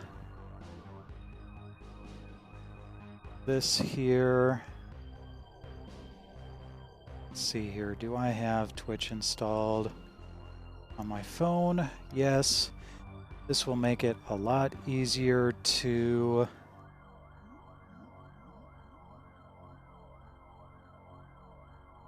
see chat while I'm doing this. Okay, there we go. Yeah, so we might as well start there. Yep, that is definitely Raiden. That Infamous so kindly purchased for me. And that's the arcade game, the Jaguar version of the arcade game. I'm going to come back to this particular shelf. We'll just kind of go in order. So let's adjust the camera here. So we're going to start actually up above the top here. I've got a Virtual Boy, and across the row on the top here, I've got a bunch of consoles and some albums. Here we've got The Hobbit and Lord of the Rings, and behind the Amiga CD32. We've got the Tetris Effect album behind a Saturn. And then up in front, we've got some Final Fantasy VII music boxes. Then we've got the Thumper soundtrack behind a twin Famicom. A Star Trek book record behind a ColecoVision, and the laser-active Laserdisc game Hyperion behind my PS2.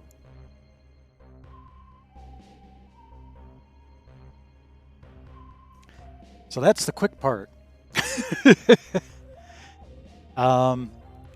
Next up, we've got the PC Cube here.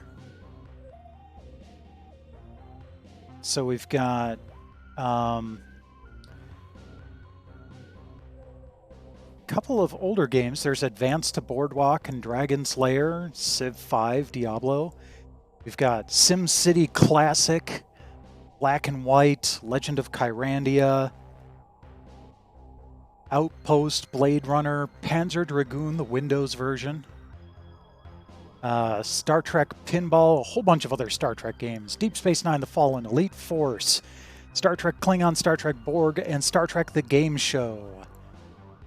And then we've got, over here, we've got Star Trek Hidden Enemy, Civilization, Deep Space Nine Harbinger, and then the three games in the middle there, Walker, Vindex, and Hair-Raising Havoc are actually Amiga games. And we've got Final Fantasy XI, Sins of a Solar Empire, BioShock, and, oh, what's that one? Hellgate London. I got the Raptor Call of the Shadows sticker from Scott Host, who's working on a new version of the game.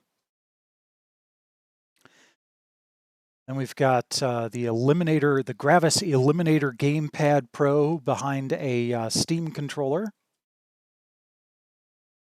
And then we've got some critical stuff for PC gaming here. We've got a Steam Link, a USB floppy drive, and a USB DVD drive.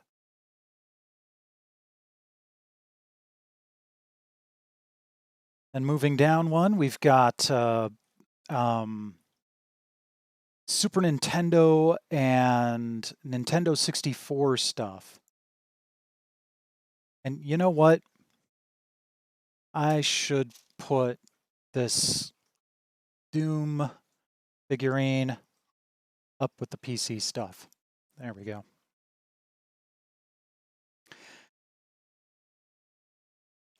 Oh, you know better than that, Infamous. You know I've barely started. So we've got a bunch of Super Nintendo, a couple of Super Famicom items. Got the Super Nintendo mouse, a Chrono Cross clock, which, yeah, that's not Super Nintendo, but fight me. Then we've got a couple stacks of Nintendo 64 games. I really do want to get some of those labels that go on the top here, so it's a little easier to go through the collection. We've got a couple of boxed Super Nintendo games. This is Fork Parker's Crunch Out, which is a newer retro game made by Mega Cat. And then we've got the Romancing Saga 2, and Romancing Saga 3 for the Super Famicom. All three of those I bought at the same place for $15 a piece. Complete in box. It was kind of weird. And that was like one of 3 places at MGC that had that same deal. Or might not have been MGC. It might have been a different game conference that I went to, but it was still kind of weird. No, that was actually within the last year. Then we've got the Super Nintendo Mini here, among the rest of it. So this is a good time to also bring up that I have more Super Nintendo games than what you see here. But I really don't have enough room, even in my main shelving area, for all of it. So I actually have, I wonder how far I can get here. I actually have a whole bunch more stuff here on another set of shelves. Yeah.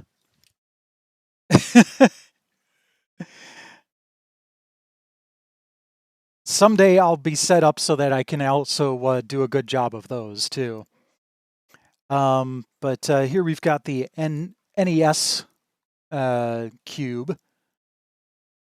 Oh yeah, this has been like 4 or 5 years worth of collecting at least.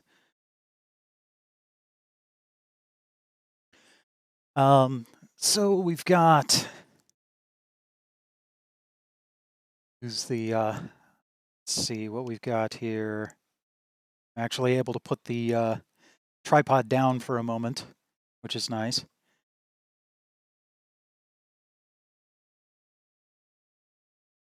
That's still working? Yep, okay, good. We got a couple of nice complete in-box, very good condition. Darkwing Duck, Battle Chess, Blaster Master. This is a aftermarket box, obviously, for Rockin' Cats, but I wasn't going to leave a game like that loose.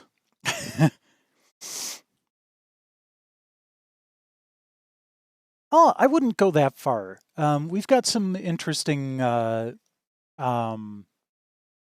NES games. You can see the 2 gold cards here Legend of Zelda, Adventures of Link, all 3 Ultima games for the NES, Super Mario 3, Tetris, lots of good stuff here. Another stack over here. Then we've got a bunch of Famicom games. I've got Super Mario Brothers, Super Mario USA, which is the re-release of Super Mario Brothers 2 for the Japanese market. Not the Japanese Super Mario Brothers 2. Load Runner. Golf. And Somari the Adventure, which is kind of a bootleg thing where it's like Sonic, but with Mario. And the reason Super Mario Brothers 3 is standing up here is because it's plugged into a Famicom to NES adapter. Then we've got Batman for the Famicom. This one's actually still in its box. Cute little box here. Oh, there we go.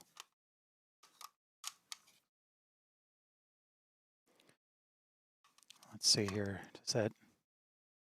Oh, weird. I guess it goes in that way. There we go.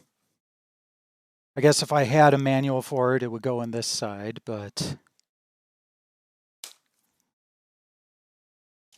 This Where in the World is Carmen Sandiego box is so large because it actually comes with a desk almanac that all of the facts that you might need to know are actually in that desk almanac along with the game.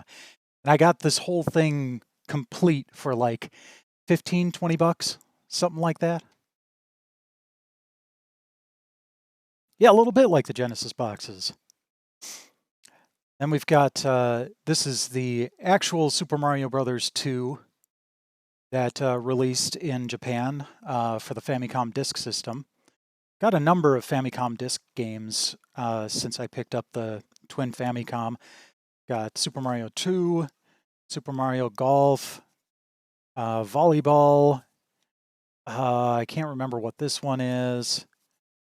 This is Metroid. And some sort of pool RPG. And I can't remember what this one is either. That's another reason I'm glad for emulation is I can find English patches for some of those RPG-ish things. And then we've got the NES Mini and the Super Mario Brothers and Legend of Zelda Game & Watch releases that recently came out. And then this, I accidentally bought this thinking that this was what I needed to play Famicom games on the NES, but it's actually the opposite. This is something that allows you to play NES games on the Famicom. So I'm going to have to mess with that at some point, just for the shits and giggles, plug this into my Twin Famicom.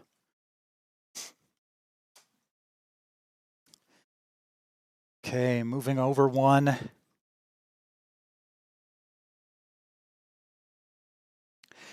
Now, this one is a little bit slimmed down from what it was just the other day because I moved some of the handheld stuff. But, come on. There we go. We've got a Pokemon Ruby limited edition hologram coin here, as well as the pins that came with the twin pack of Brilliant Diamond and Shining Pearl. I've got my NES-styled Game Boy Advance.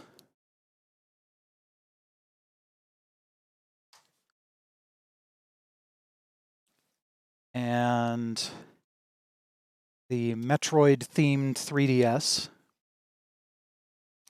and the Game Boy themed Game Boy. And then you'll notice that a lot of the games I've got on display here are just Pokemon games. This is a complete Ruby, and that is a complete Fire Red back there. The complete Fire Red goes for like $400 now. I picked it up for $30 when it was new at Walmart. It's just kind of wild how that stuff has, Pokemon specifically, has just rocketed in price. And then we've got a couple of Switch cases here. Got Blaster Master Enemy Below for the Game Boy. Got Metroid Fusion. Couple of stacks of Game Boy and Game Boy Color cartridges. This is actually complete inbox as well. My old Nintendo DS Lite. We've got the only amiibo I own, purchased for a video. And we've got the two Pokemon kind of step counter Tamagotchi things here. And then way up in the back, we've got a Game Genie for the Game Boy and the Game Genie for the Game Boy. Or Game Shark for the Game Boy. Excuse me. Excuse me, princess.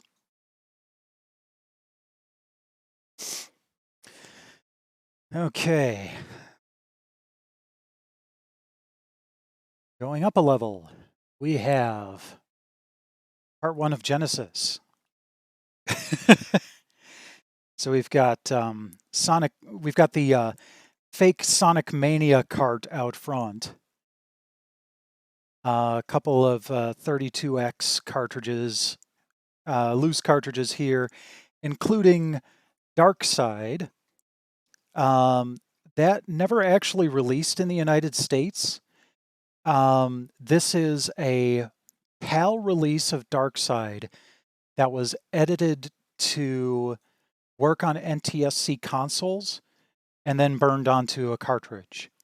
The person who did this, I bought this at a gaming show, and there was a business card in there. I couldn't, the website is dead now. So that's unfortunate. But got a couple of 32X games still in box there. Yeah, and I was getting all of these in preparation for the Polymega, because the Polymega handles 32X stuff.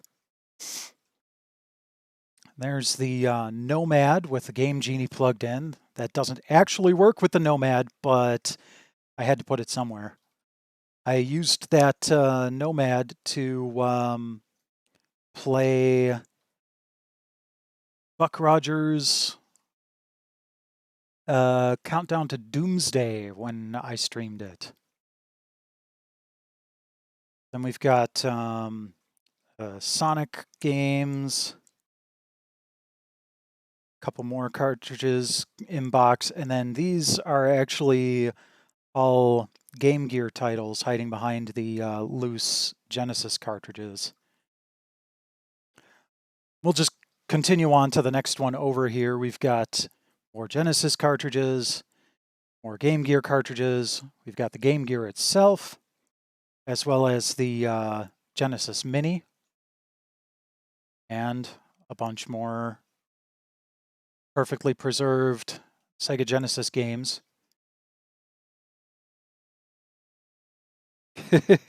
They're not that pricey either, which is great. Oh, and there's Pugsy. Gotta point out Pugsy.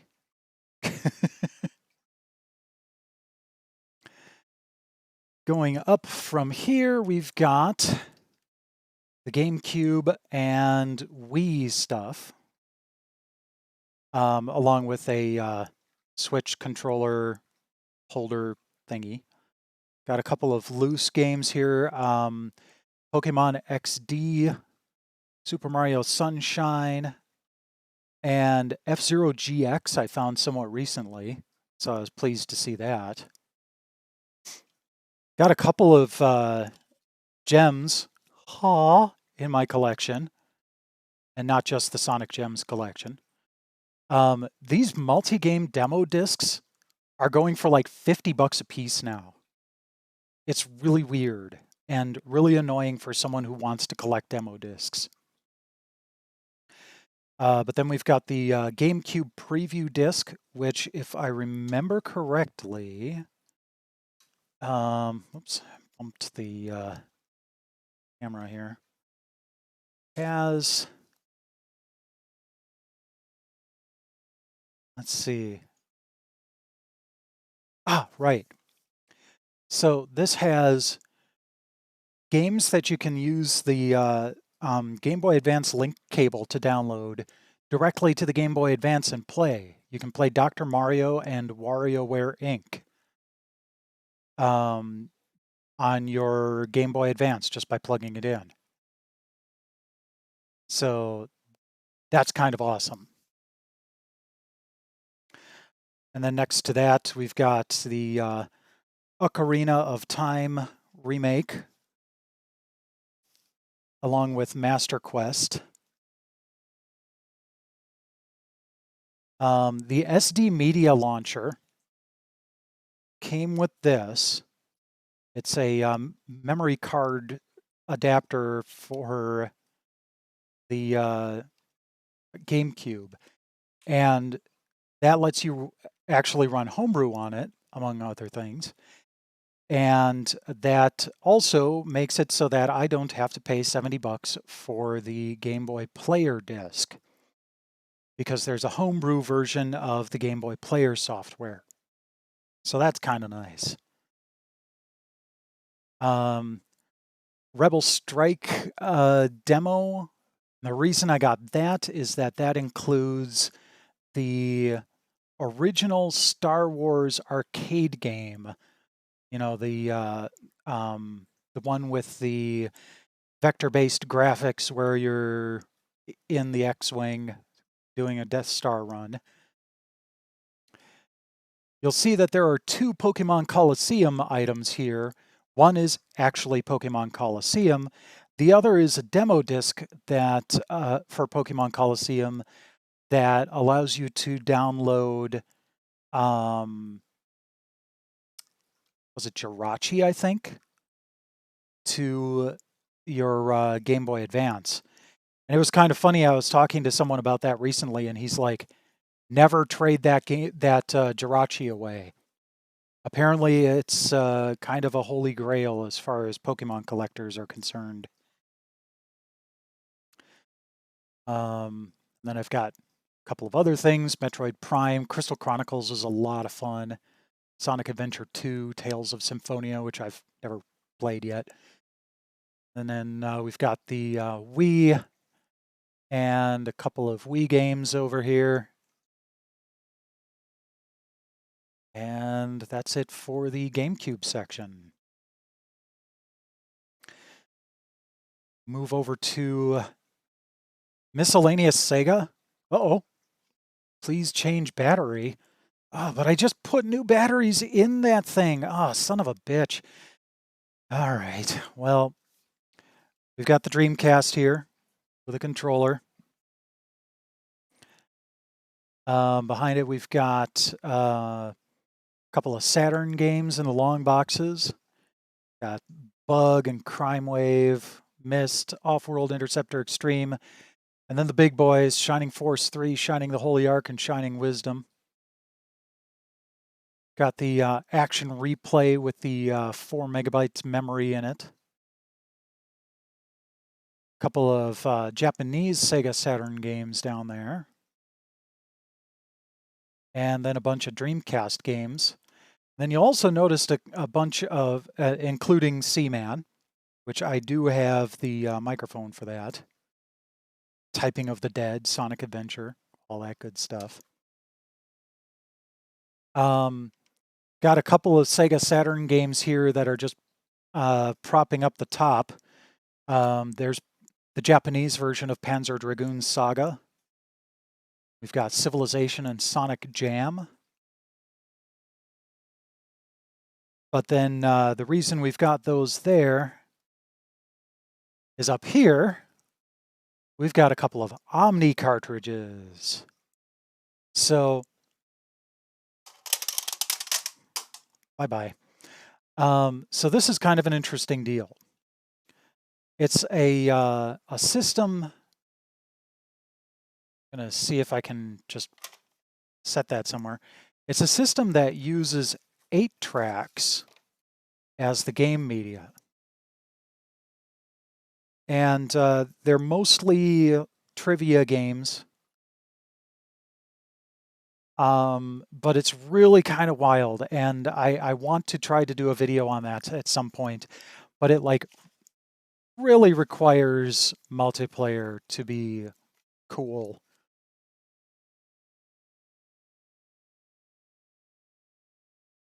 But I wanted to include that in my shelf.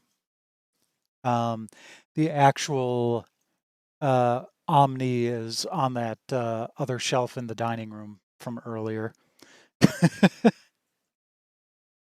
We're going to move down here. And now we've got where we started tonight. We've got the Jaguar and the Jaguar controller. This Jaguar I got for free. I was at Game Trade, and someone came in to trade it in, and they tested it out, and it didn't work very well. The RF port on the back was fussy, and it's got some gunk inside of it too. But this AV port right here works perfectly fine. And that lets me do S-video out from the Jaguar. So, I mean, I would have done that anyway. So, win-win. The guy brought it in, they tested it, they said they couldn't take it. And so I'm like, oh, I'll take it off your hands, expecting to haggle, and he just handed it to me. So I kind of lucked out there. Got a couple of Jaguar CD games here, even though I don't have a Jaguar CD, just because they were there and weird and rare. So I wanted to grab them because I didn't know if I'd ever have the chance. And, you know, you never know if the Polymega might end up supporting the Jag CD at some point. So if they do, I've got Myst, Space Ace, and Blue Lightning all ready to go. And then I think I've also got a demo disc somewhere for the Jag CD. What's funny is that's like 30% of the library right there. Like 11 games came out for the Jaguar CD. I've also got a bunch of, so these are Neo Geo CD games. We've got a couple of TurboGrafx CD games going through here. And then we've got one of 5 SuperGrafx games, Battle Ace. I wanted to have at least one of these on hand for the Polymega, because the Polymega supports SuperGrafx as well. But it's another one of those things that's just kind of weird because, yeah, only like 5 or 6 games released that specifically support the SuperGrafx. And that was like $12. Got a bunch of TurboGrafx games here, some in their cases. Got a couple loose ones here. This over here is another CD. It says it's a 3-in-1 collection. It's got Gate of Thunder, Bonk's Adventure, and one other game I can't remember offhand. But then if you do a certain key combination on the menu screen, it actually has Bomberman. So there's actually 4 games on there. Then we've got a couple of Jaguar games in box. We've got Zool 2, Trevor McFur in the Crescent Galaxy, Hover Strike, Val d'Isère skiing and snowboarding, and of course the Raiden that Infamous so kindly purchased for me. These are like almost complete in box. Like this is the insert that's inside a box. We've got Alien vs. Predator and Tempest 2000. And then next to that, we have GameWave games. So these are games for a really weird, failed DVD-based system called the GameWave that I'm actually planning to do a video on in the near future. I picked it up complete in box for $50, like the system. All of these are well, almost all of these are unwrapped. But some of these sound interesting, like multiplayer Sudoku. A game that, well, now that I think on it, is very similar to, let's see here. So this is a multiplayer kind of word search game. This one is kind of a combination of Yahtzee and Mastermind. So they've got some interesting items here. I'm really looking forward to trying these out. But they're also very multiplayer focused, so I'm actually planning to bring the GameWave up with me when I visit my sister. And we'll play those. And then next to that is another game for a system I do not own, but I had to grab it because it's weird and rare. This is Ballistic for the Nuon. The Nuon was not so much a system as a sort of standard. Like they could make a DVD player compatible with Nuon software. There were only like 2 or 3 games released for it. But I saw this recently and I'm like, when the hell am I ever going to have the chance to pick up a Nuon game? I don't think I'll ever actually grab a Nuon unless I find it dirt cheap like the GameWave.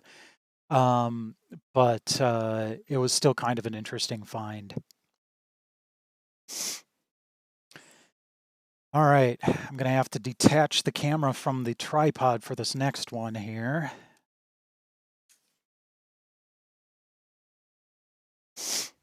And we've got some old retro stuff, like really old retro stuff.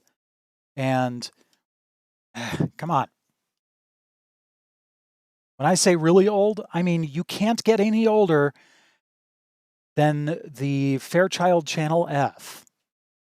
That was the first game console that used removable ROM cartridges. Then we've got some cartridges for the TI-99 4A. We've got some TRS-80 cartridges and some loose TI-99 cartridges. That program pack is for the TRS-80. And then we've got a bunch of ColecoVision cartridges here. And then we go down one more level, and we've got the Xbox. So we've got a bunch of that. We've got a couple of those exhibition demo discs. We've got the much easier to deal with S controller. I do not need a Duke. This is as close as I want to get. And we've got the Xbox itself, and we might as well continue over to the Xbox 360.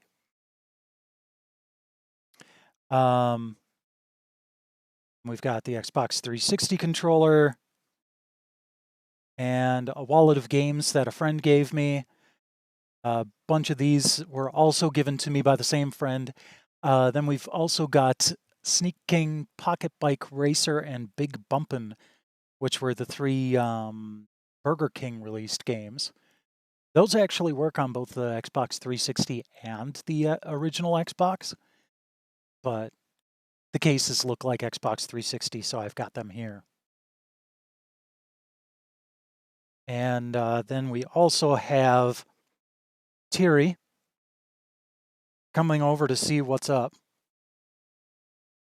and nuzzling the camera.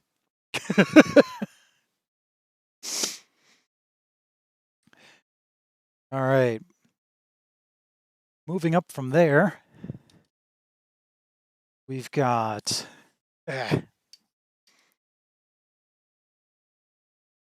some more 8-bit stuff. We've got the Coleco Sonic that I featured a couple months ago that plays Sega Master System and Game Gear games.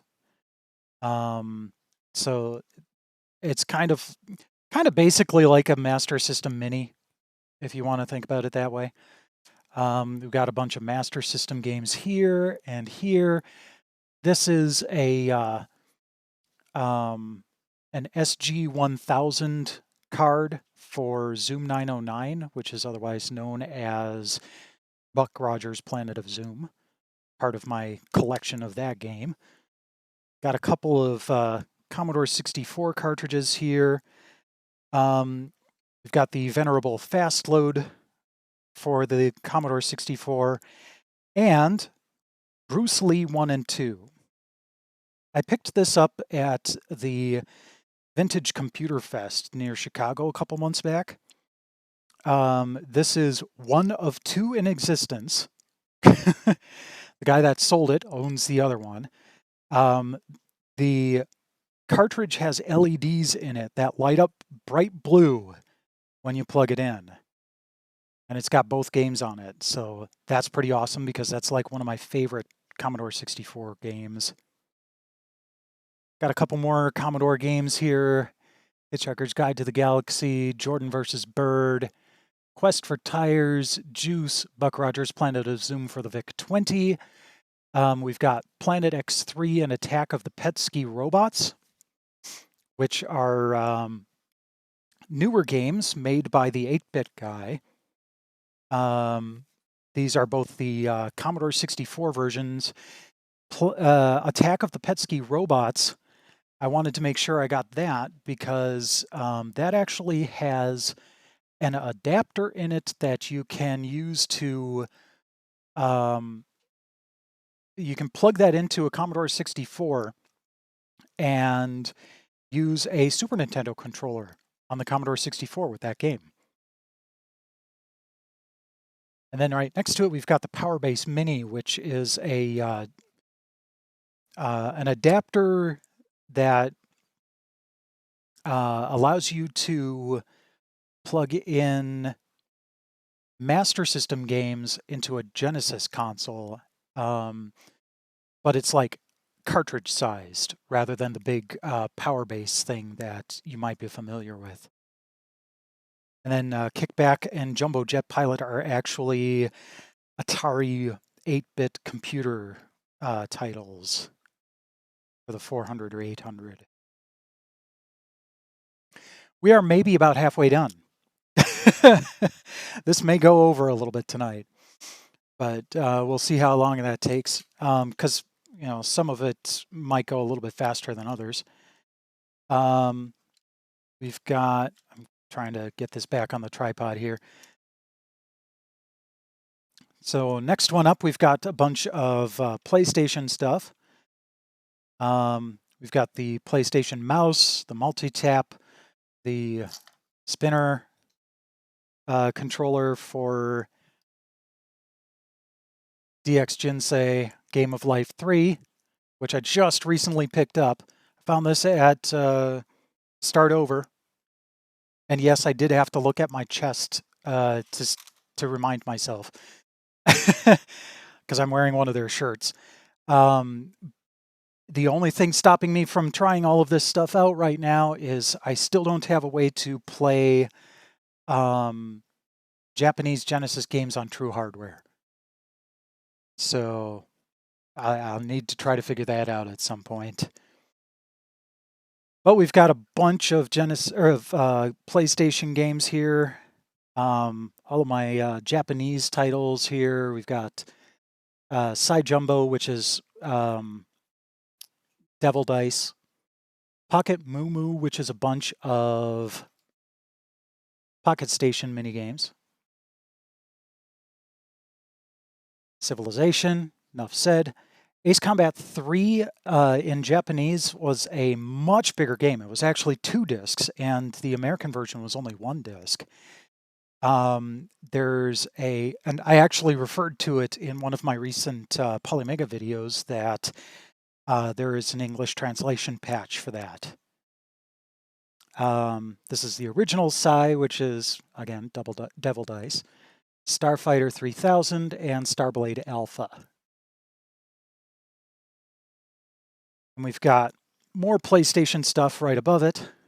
Got the PlayStation itself, with a couple of Pocket Stations flanking it, and a Game Shark plugged in.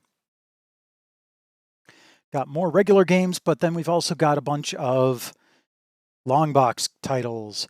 And it was kind of funny, somewhat recently I was out video game hunting, and I'm like, you know what? I have a hole in my shelf that is exactly the size of a long box. So that Skeleton Warriors game right next to Space Griffin VF9, I've never played that. I have no idea what it, like, beyond looking at the case back, I have no idea what that game is about. But it sounded interesting, and it was a long box, so I picked it up. They are kind of neat, but I do very much prefer the smaller jewel cases. But if you want more big cases, we do have Sega Cd. And I know this one's a little weird. We've got the Nintendo 64 here, but there's no space for the Nintendo 64 on that shelf. Although maybe I could make space there and like shuffle a bunch of the Super Nintendo games off. But we've got the Nintendo 64 with Super Mario 64 plugged in. We've got the Retrobit Admiral, I think it's called, controller. The wireless version of this is going to be the basis for the Polymega Nintendo 64 controller when that comes out. This is also the shelf that's got the CD32 stuff. You'll notice that there's a hole there where the Subwar 2050 box should be. Frontier Elite 2, which we'll be covering next week. Impossible Mission 2025. Myst for the 3DO. I'm optimistic that there will be a 3DO update for the Polymega at some point. We've got Simon the Sorcerer.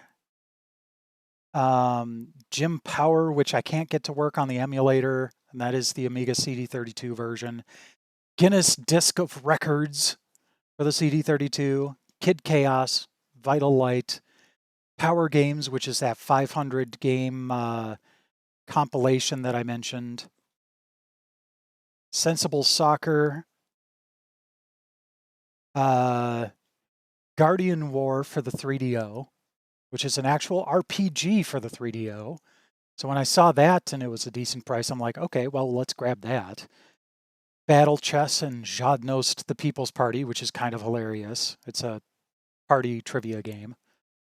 And we've got a bunch of Sega CD stuff here. including Shining Force CD. Sylphied is another favorite. Thunderstrike is one that I saw Fortifier play that I was impressed. It almost looked like PlayStation quality. So I had to grab one after that. And then kind of like how we had the Omni cartridges on the last one, here we've got a Hyperscan booster pack.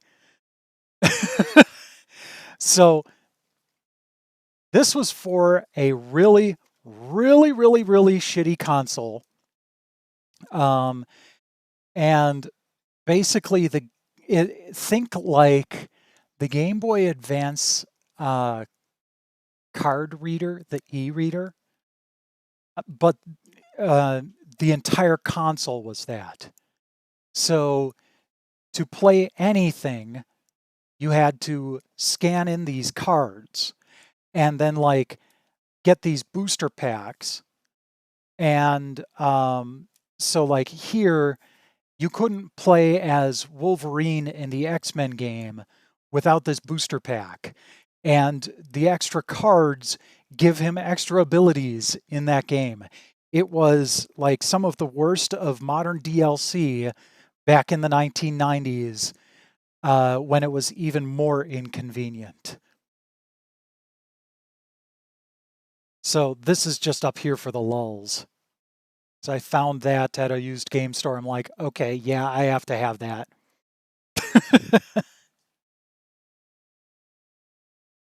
Next one over, we've got PlayStation 3 stuff. So I've got a bunch of games there. This is the camera stand for Eye of Judgment, which was a kind of a Yu-Gi-Oh-ish card game that came out for the PS3. Got a couple of demo discs over here. We've got a DLC code for MAG, the beta access code for MAG. I loved that game. Yep, Borderlands, right there. I've got the Handsome Collection on the PS4 also, but that was where I got started. Another fun bit, I've got, before we move to that, we've got the memory card adapter for the PS3, which is nice. And then we've got the Skylanders Portal with the starters on it. And you may be able to see that it's changing colors. I actually have it plugged in. And I did a short video on this too. I actually have it plugged into a splitter on my Google Home Mini to draw power off of. Just so it kind of constantly glows, which is awesome. Well, and the big thing that I tend to use this for is for PS1 games, to be honest. Below this is actually non-game related, but it's got a Tesseract, a wireframe Tesseract. It's got my Google Home Mini. I've got the Buck Rogers arcade manual back there. This is really the only place that I can comfortably put a candle where the cats won't get at it. So this kind of stays as it is. Then I've got a couple of Absol in the middle there, which are my favorite Pokemon. And you might be thinking, ooh, that's weird. You have a candle right below a bunch of games. Well, you know what? I've got you covered.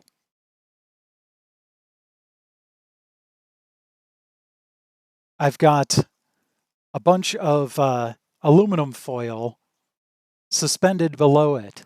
So any heat or smoke is channeled forward so it won't harm the games.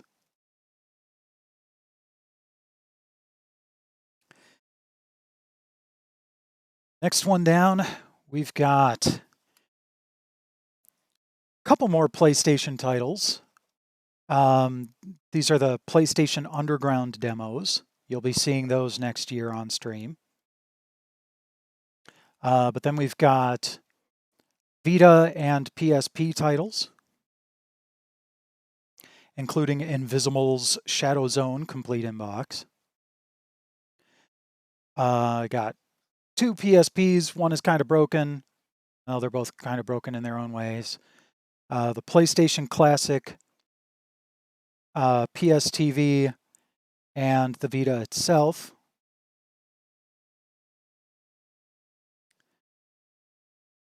And then I'm going to detach the camera again. Next one down, we've got some more old 8-bit stuff. These are tapes for the Atari 2600. I did a video, one of my recent tech tests, on the Arcadia Supercharger, which is basically a tape drive adapter for the Atari 2600. So you connect, you plug in that cartridge. It's got a cable that plugs into a tape deck, and you fire up one of the tapes, you load the tape, and play the game on your Atari. We've got a bunch of Atari 8-bit cartridge games here, including, again, Buck Rogers' Planet of Zoom. There's actually another stack behind that. Got a couple of Xe and Atari games complete in box. Star Raiders 2 and David's Midnight Magic I actually unwrapped live on stream last year. Got some Atari 2600 games. This is actually an Intellivision game. And then the only... Well, I've got the Atari 5200 version of Buck Rogers. I basically have almost all of the Buck Rogers ports, except for the IBM PC and Atari 2 versions. So you'll see that a lot. We've got the light gun for the Atari Xe system. I don't know why this is here. These are... this is a holder for PSP UMDs, so that needs to go back up there. What's funny is that this came out for the XEGS. The Atari 7800 does have light gun compatible games, but a light gun never released for the 7800. You have to use this. So that's why I've got that. Then we've got a bunch of Atari XEGS games here.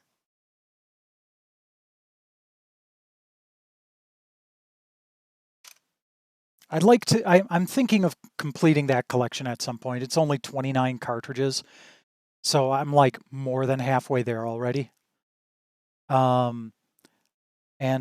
Speaking of complete collections, there is the complete collection of Odyssey 2 games, including Power Lords, which is the most expensive one of the bunch. That one ran me about $280. Oddly enough, was not the last one that I found. A lot of these are loose. There's a couple more games behind here that are important. Conquest of the World, Wall Street, Fortune Hunt, and The Quest for the Ring. You will be seeing those soon. And Infamous, you have already seen one of those. They are hybrid board and console games. Those are what I had in mind, partially what I had in mind when I started my board games series. I will be rounding out that series this year with those games, so stay tuned for that. Submarine God Mode, yeah. Next one over. I'm going to briefly show this one here. This cube down at the bottom has a printer, but then it's also got this laptop here, which was my old daily driver. Like this laptop I've had for like 10 years.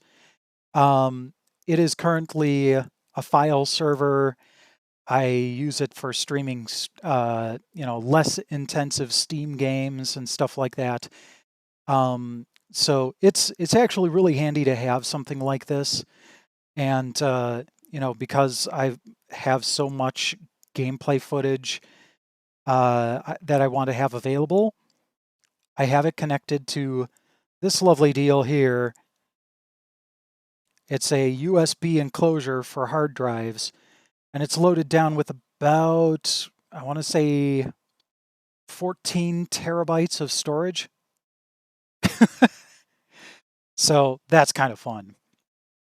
Up from there, we've got another full collection. Got the 7800, the Atari 7800, complete with Ninja Golf and Ricky and Vicky, which is a homebrew game, but it's really fun. No, I'm not mining with this. The controller for the Atari 7800 that came out in the UK, or in the European regions, is really, really nice. It's this lovely, normal sort of shape, striking black and red. It's got this neat little screw-in thumbstick thing. The American controller is a pain in the ass. We may see that in a bit. But yep, this is a full collection, including what you see under Super Skateboarding there is Tank Command. That one ran me about $500 or $450. Fortunately, Fortifier pitched in half on that, so I could finally finish the collection. So thanks again to him for that. Moving up from there, we've got PlayStation 2 stuff. So up front, we've got a whole bunch of like compilations, and then a couple of out of region games. So retro there. I played that a couple months ago. That is actually what is meant on Twitch when you use the retro category. That is the game you're supposed to be playing. And then the Japanese one there, that's actually Fantavision for the Japanese PlayStation, which apparently has a completely different soundtrack from the American version. Got a couple of DualShock 4s here. More PlayStation 2 stuff, including the Shining Force games. Shining Force Exa, Shining Force Neo, and Shining Tears. And behind these, we've got Wild Arms games, which I have that full collection as well. I don't have Xenosaga Chapter 3, but I don't care $200 worth about Xenosaga. Moving up, we've got more PlayStation 2, including all the Final Fantasy XI stuff. Some promotional Wild Arms 3 postcards. More PlayStation 2 stuff, including the Full Dot Hack series, Breath of Fire Dragon Quarter. This PlayStation Underground disc wallet here, I actually have with stuff that I'd want to take with me when I travel. So it's got a couple of PlayStation 1, PlayStation it's got all of my PlayStation 4 discs in it, just for ease of travel.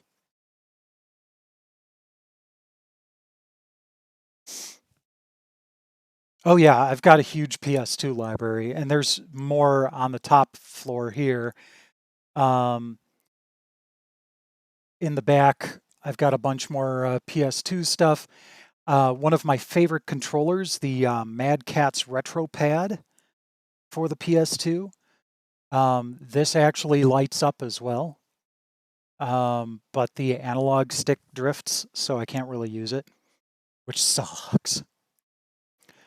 And then this is actually a Polish PlayStation Magazine demo disc right at the edge here. Then we've got actually modern games. Borderlands 3, Cyberpunk, Dragon Quest Builders 1 and 2, Eagle Flight, Fallout 76, Farpoint, Final Fantasy VII Remake, Gran Turismo Sport Last Guardian, PSVR demo disc, Ratchet & Clank, Romancing Saga 3, I think this is Romancing, oh nope, this is Saga Scarlet Grace, Shining Resonance Refrain, the full box for Final Fantasy VII Remake with the art book in it and everything. And then a handful of Xbox titles, Sunset Overdrive, Titanfall, Gears of War and Rare Replay, and Forza Horizon 4. So you might look at this and go, holy crap, that's a lot of crap.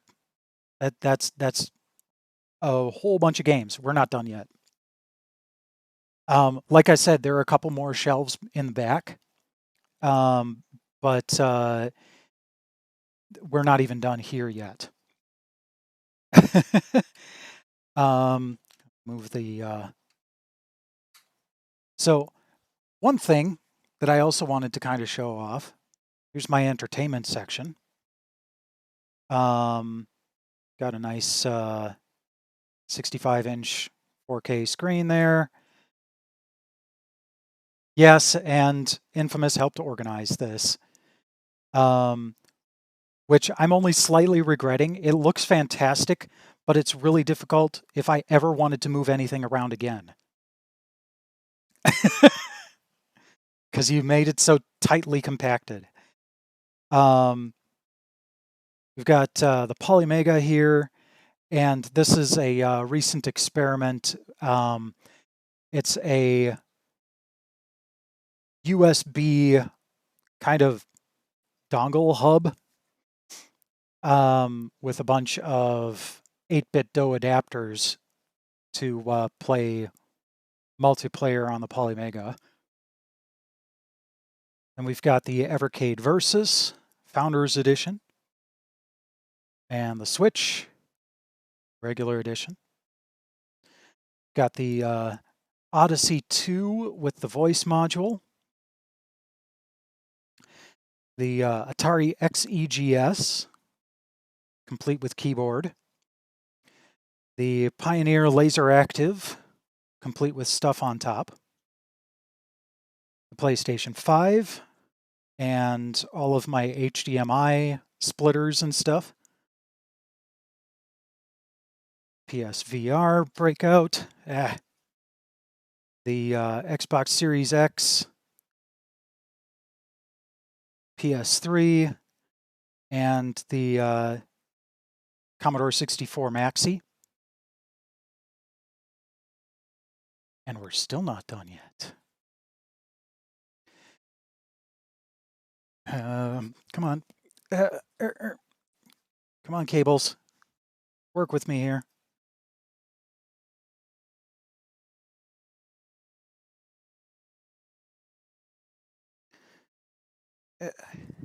Come on. There we go. All right. There we go. So we've got, these are the Polymega module boxes. So I've got them, the modules, and that's my ear because I'm in front of the actual camera I use. Oops. So I've got the modules and associated controllers in there while they're not being used. And then these are the boxes for the Evercade games that came with the Versus when I bought it. And a spare Evercade controller, along with a lovely little keychain they gave me. We've got the Sega Pico down here with a bunch of games. We've got one of the newer boxes, I guess. Got the Stadia, Tiger Gamecom, Neo Geo Pocket Color, Wonder Swan Color, a bunch of Lynx and Gamecom games in box, and then the Oregon Trail handheld. Got random DVDs, game manuals and magazines. And then here we have a shoe rack where I keep all the controllers and cables and power supplies and everything that don't fit anywhere else.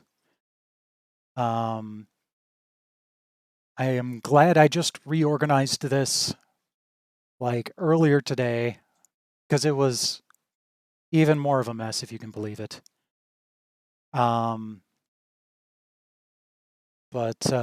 Yeah, so that's kind of where I keep a lot of my cables. There's actually a bunch more inside the closet behind this, but this is also one of the favorite places for the cats to rest on top of. They like to nap up there because it's a lovely little perch. But yeah, so that is basically everything that I've got available. Like I said, there are a couple more shelves that I just can't get to with the wires I have in place. But maybe by the time I set up another option for this. Oh crap! I didn't have any music going on in the background for this. Oops. But yeah, maybe by the time I do this again, I'll have some more. I'll be able to get back there and show off everything. And even then, I still have stuff in closets that I just don't have the room for. What you've seen is most of my living room. So there's a lot here, and it's always being rearranged and everything as my collection grows. But everything I have here, I have either played or intend to play. I don't collect for the sake of collecting. Outside of a couple of weird situations, but I'm not the, ooh, I'm going to purchase this at a low price and sell it for a fortune online because it's worth so much. If that were the case, I wouldn't still have Pokemon Fire Red complete in box over there. So yeah. Thank you, Infamous, for saving up all those points to redeem the shelf tour. I've been kind of looking forward to doing that. I'm definitely going to be putting this up on YouTube, so because the DOS Nerd has been wanting to see it again somewhat recently, so he'll be able to enjoy it too. But let's go ahead and figure out who we are going to raid tonight.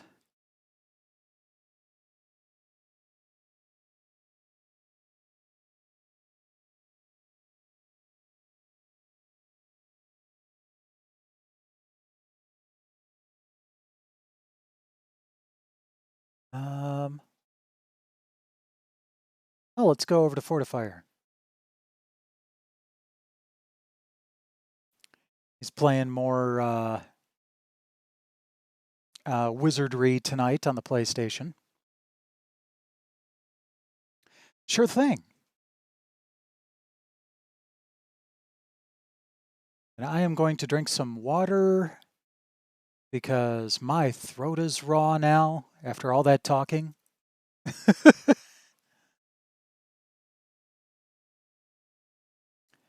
But thanks to everyone for dropping in tonight. I really appreciate it. I'll be back again tomorrow night with Brave Fencer Musashi. We'll be starting with that. In the meantime, rest well when you do, and enjoy Fortifier.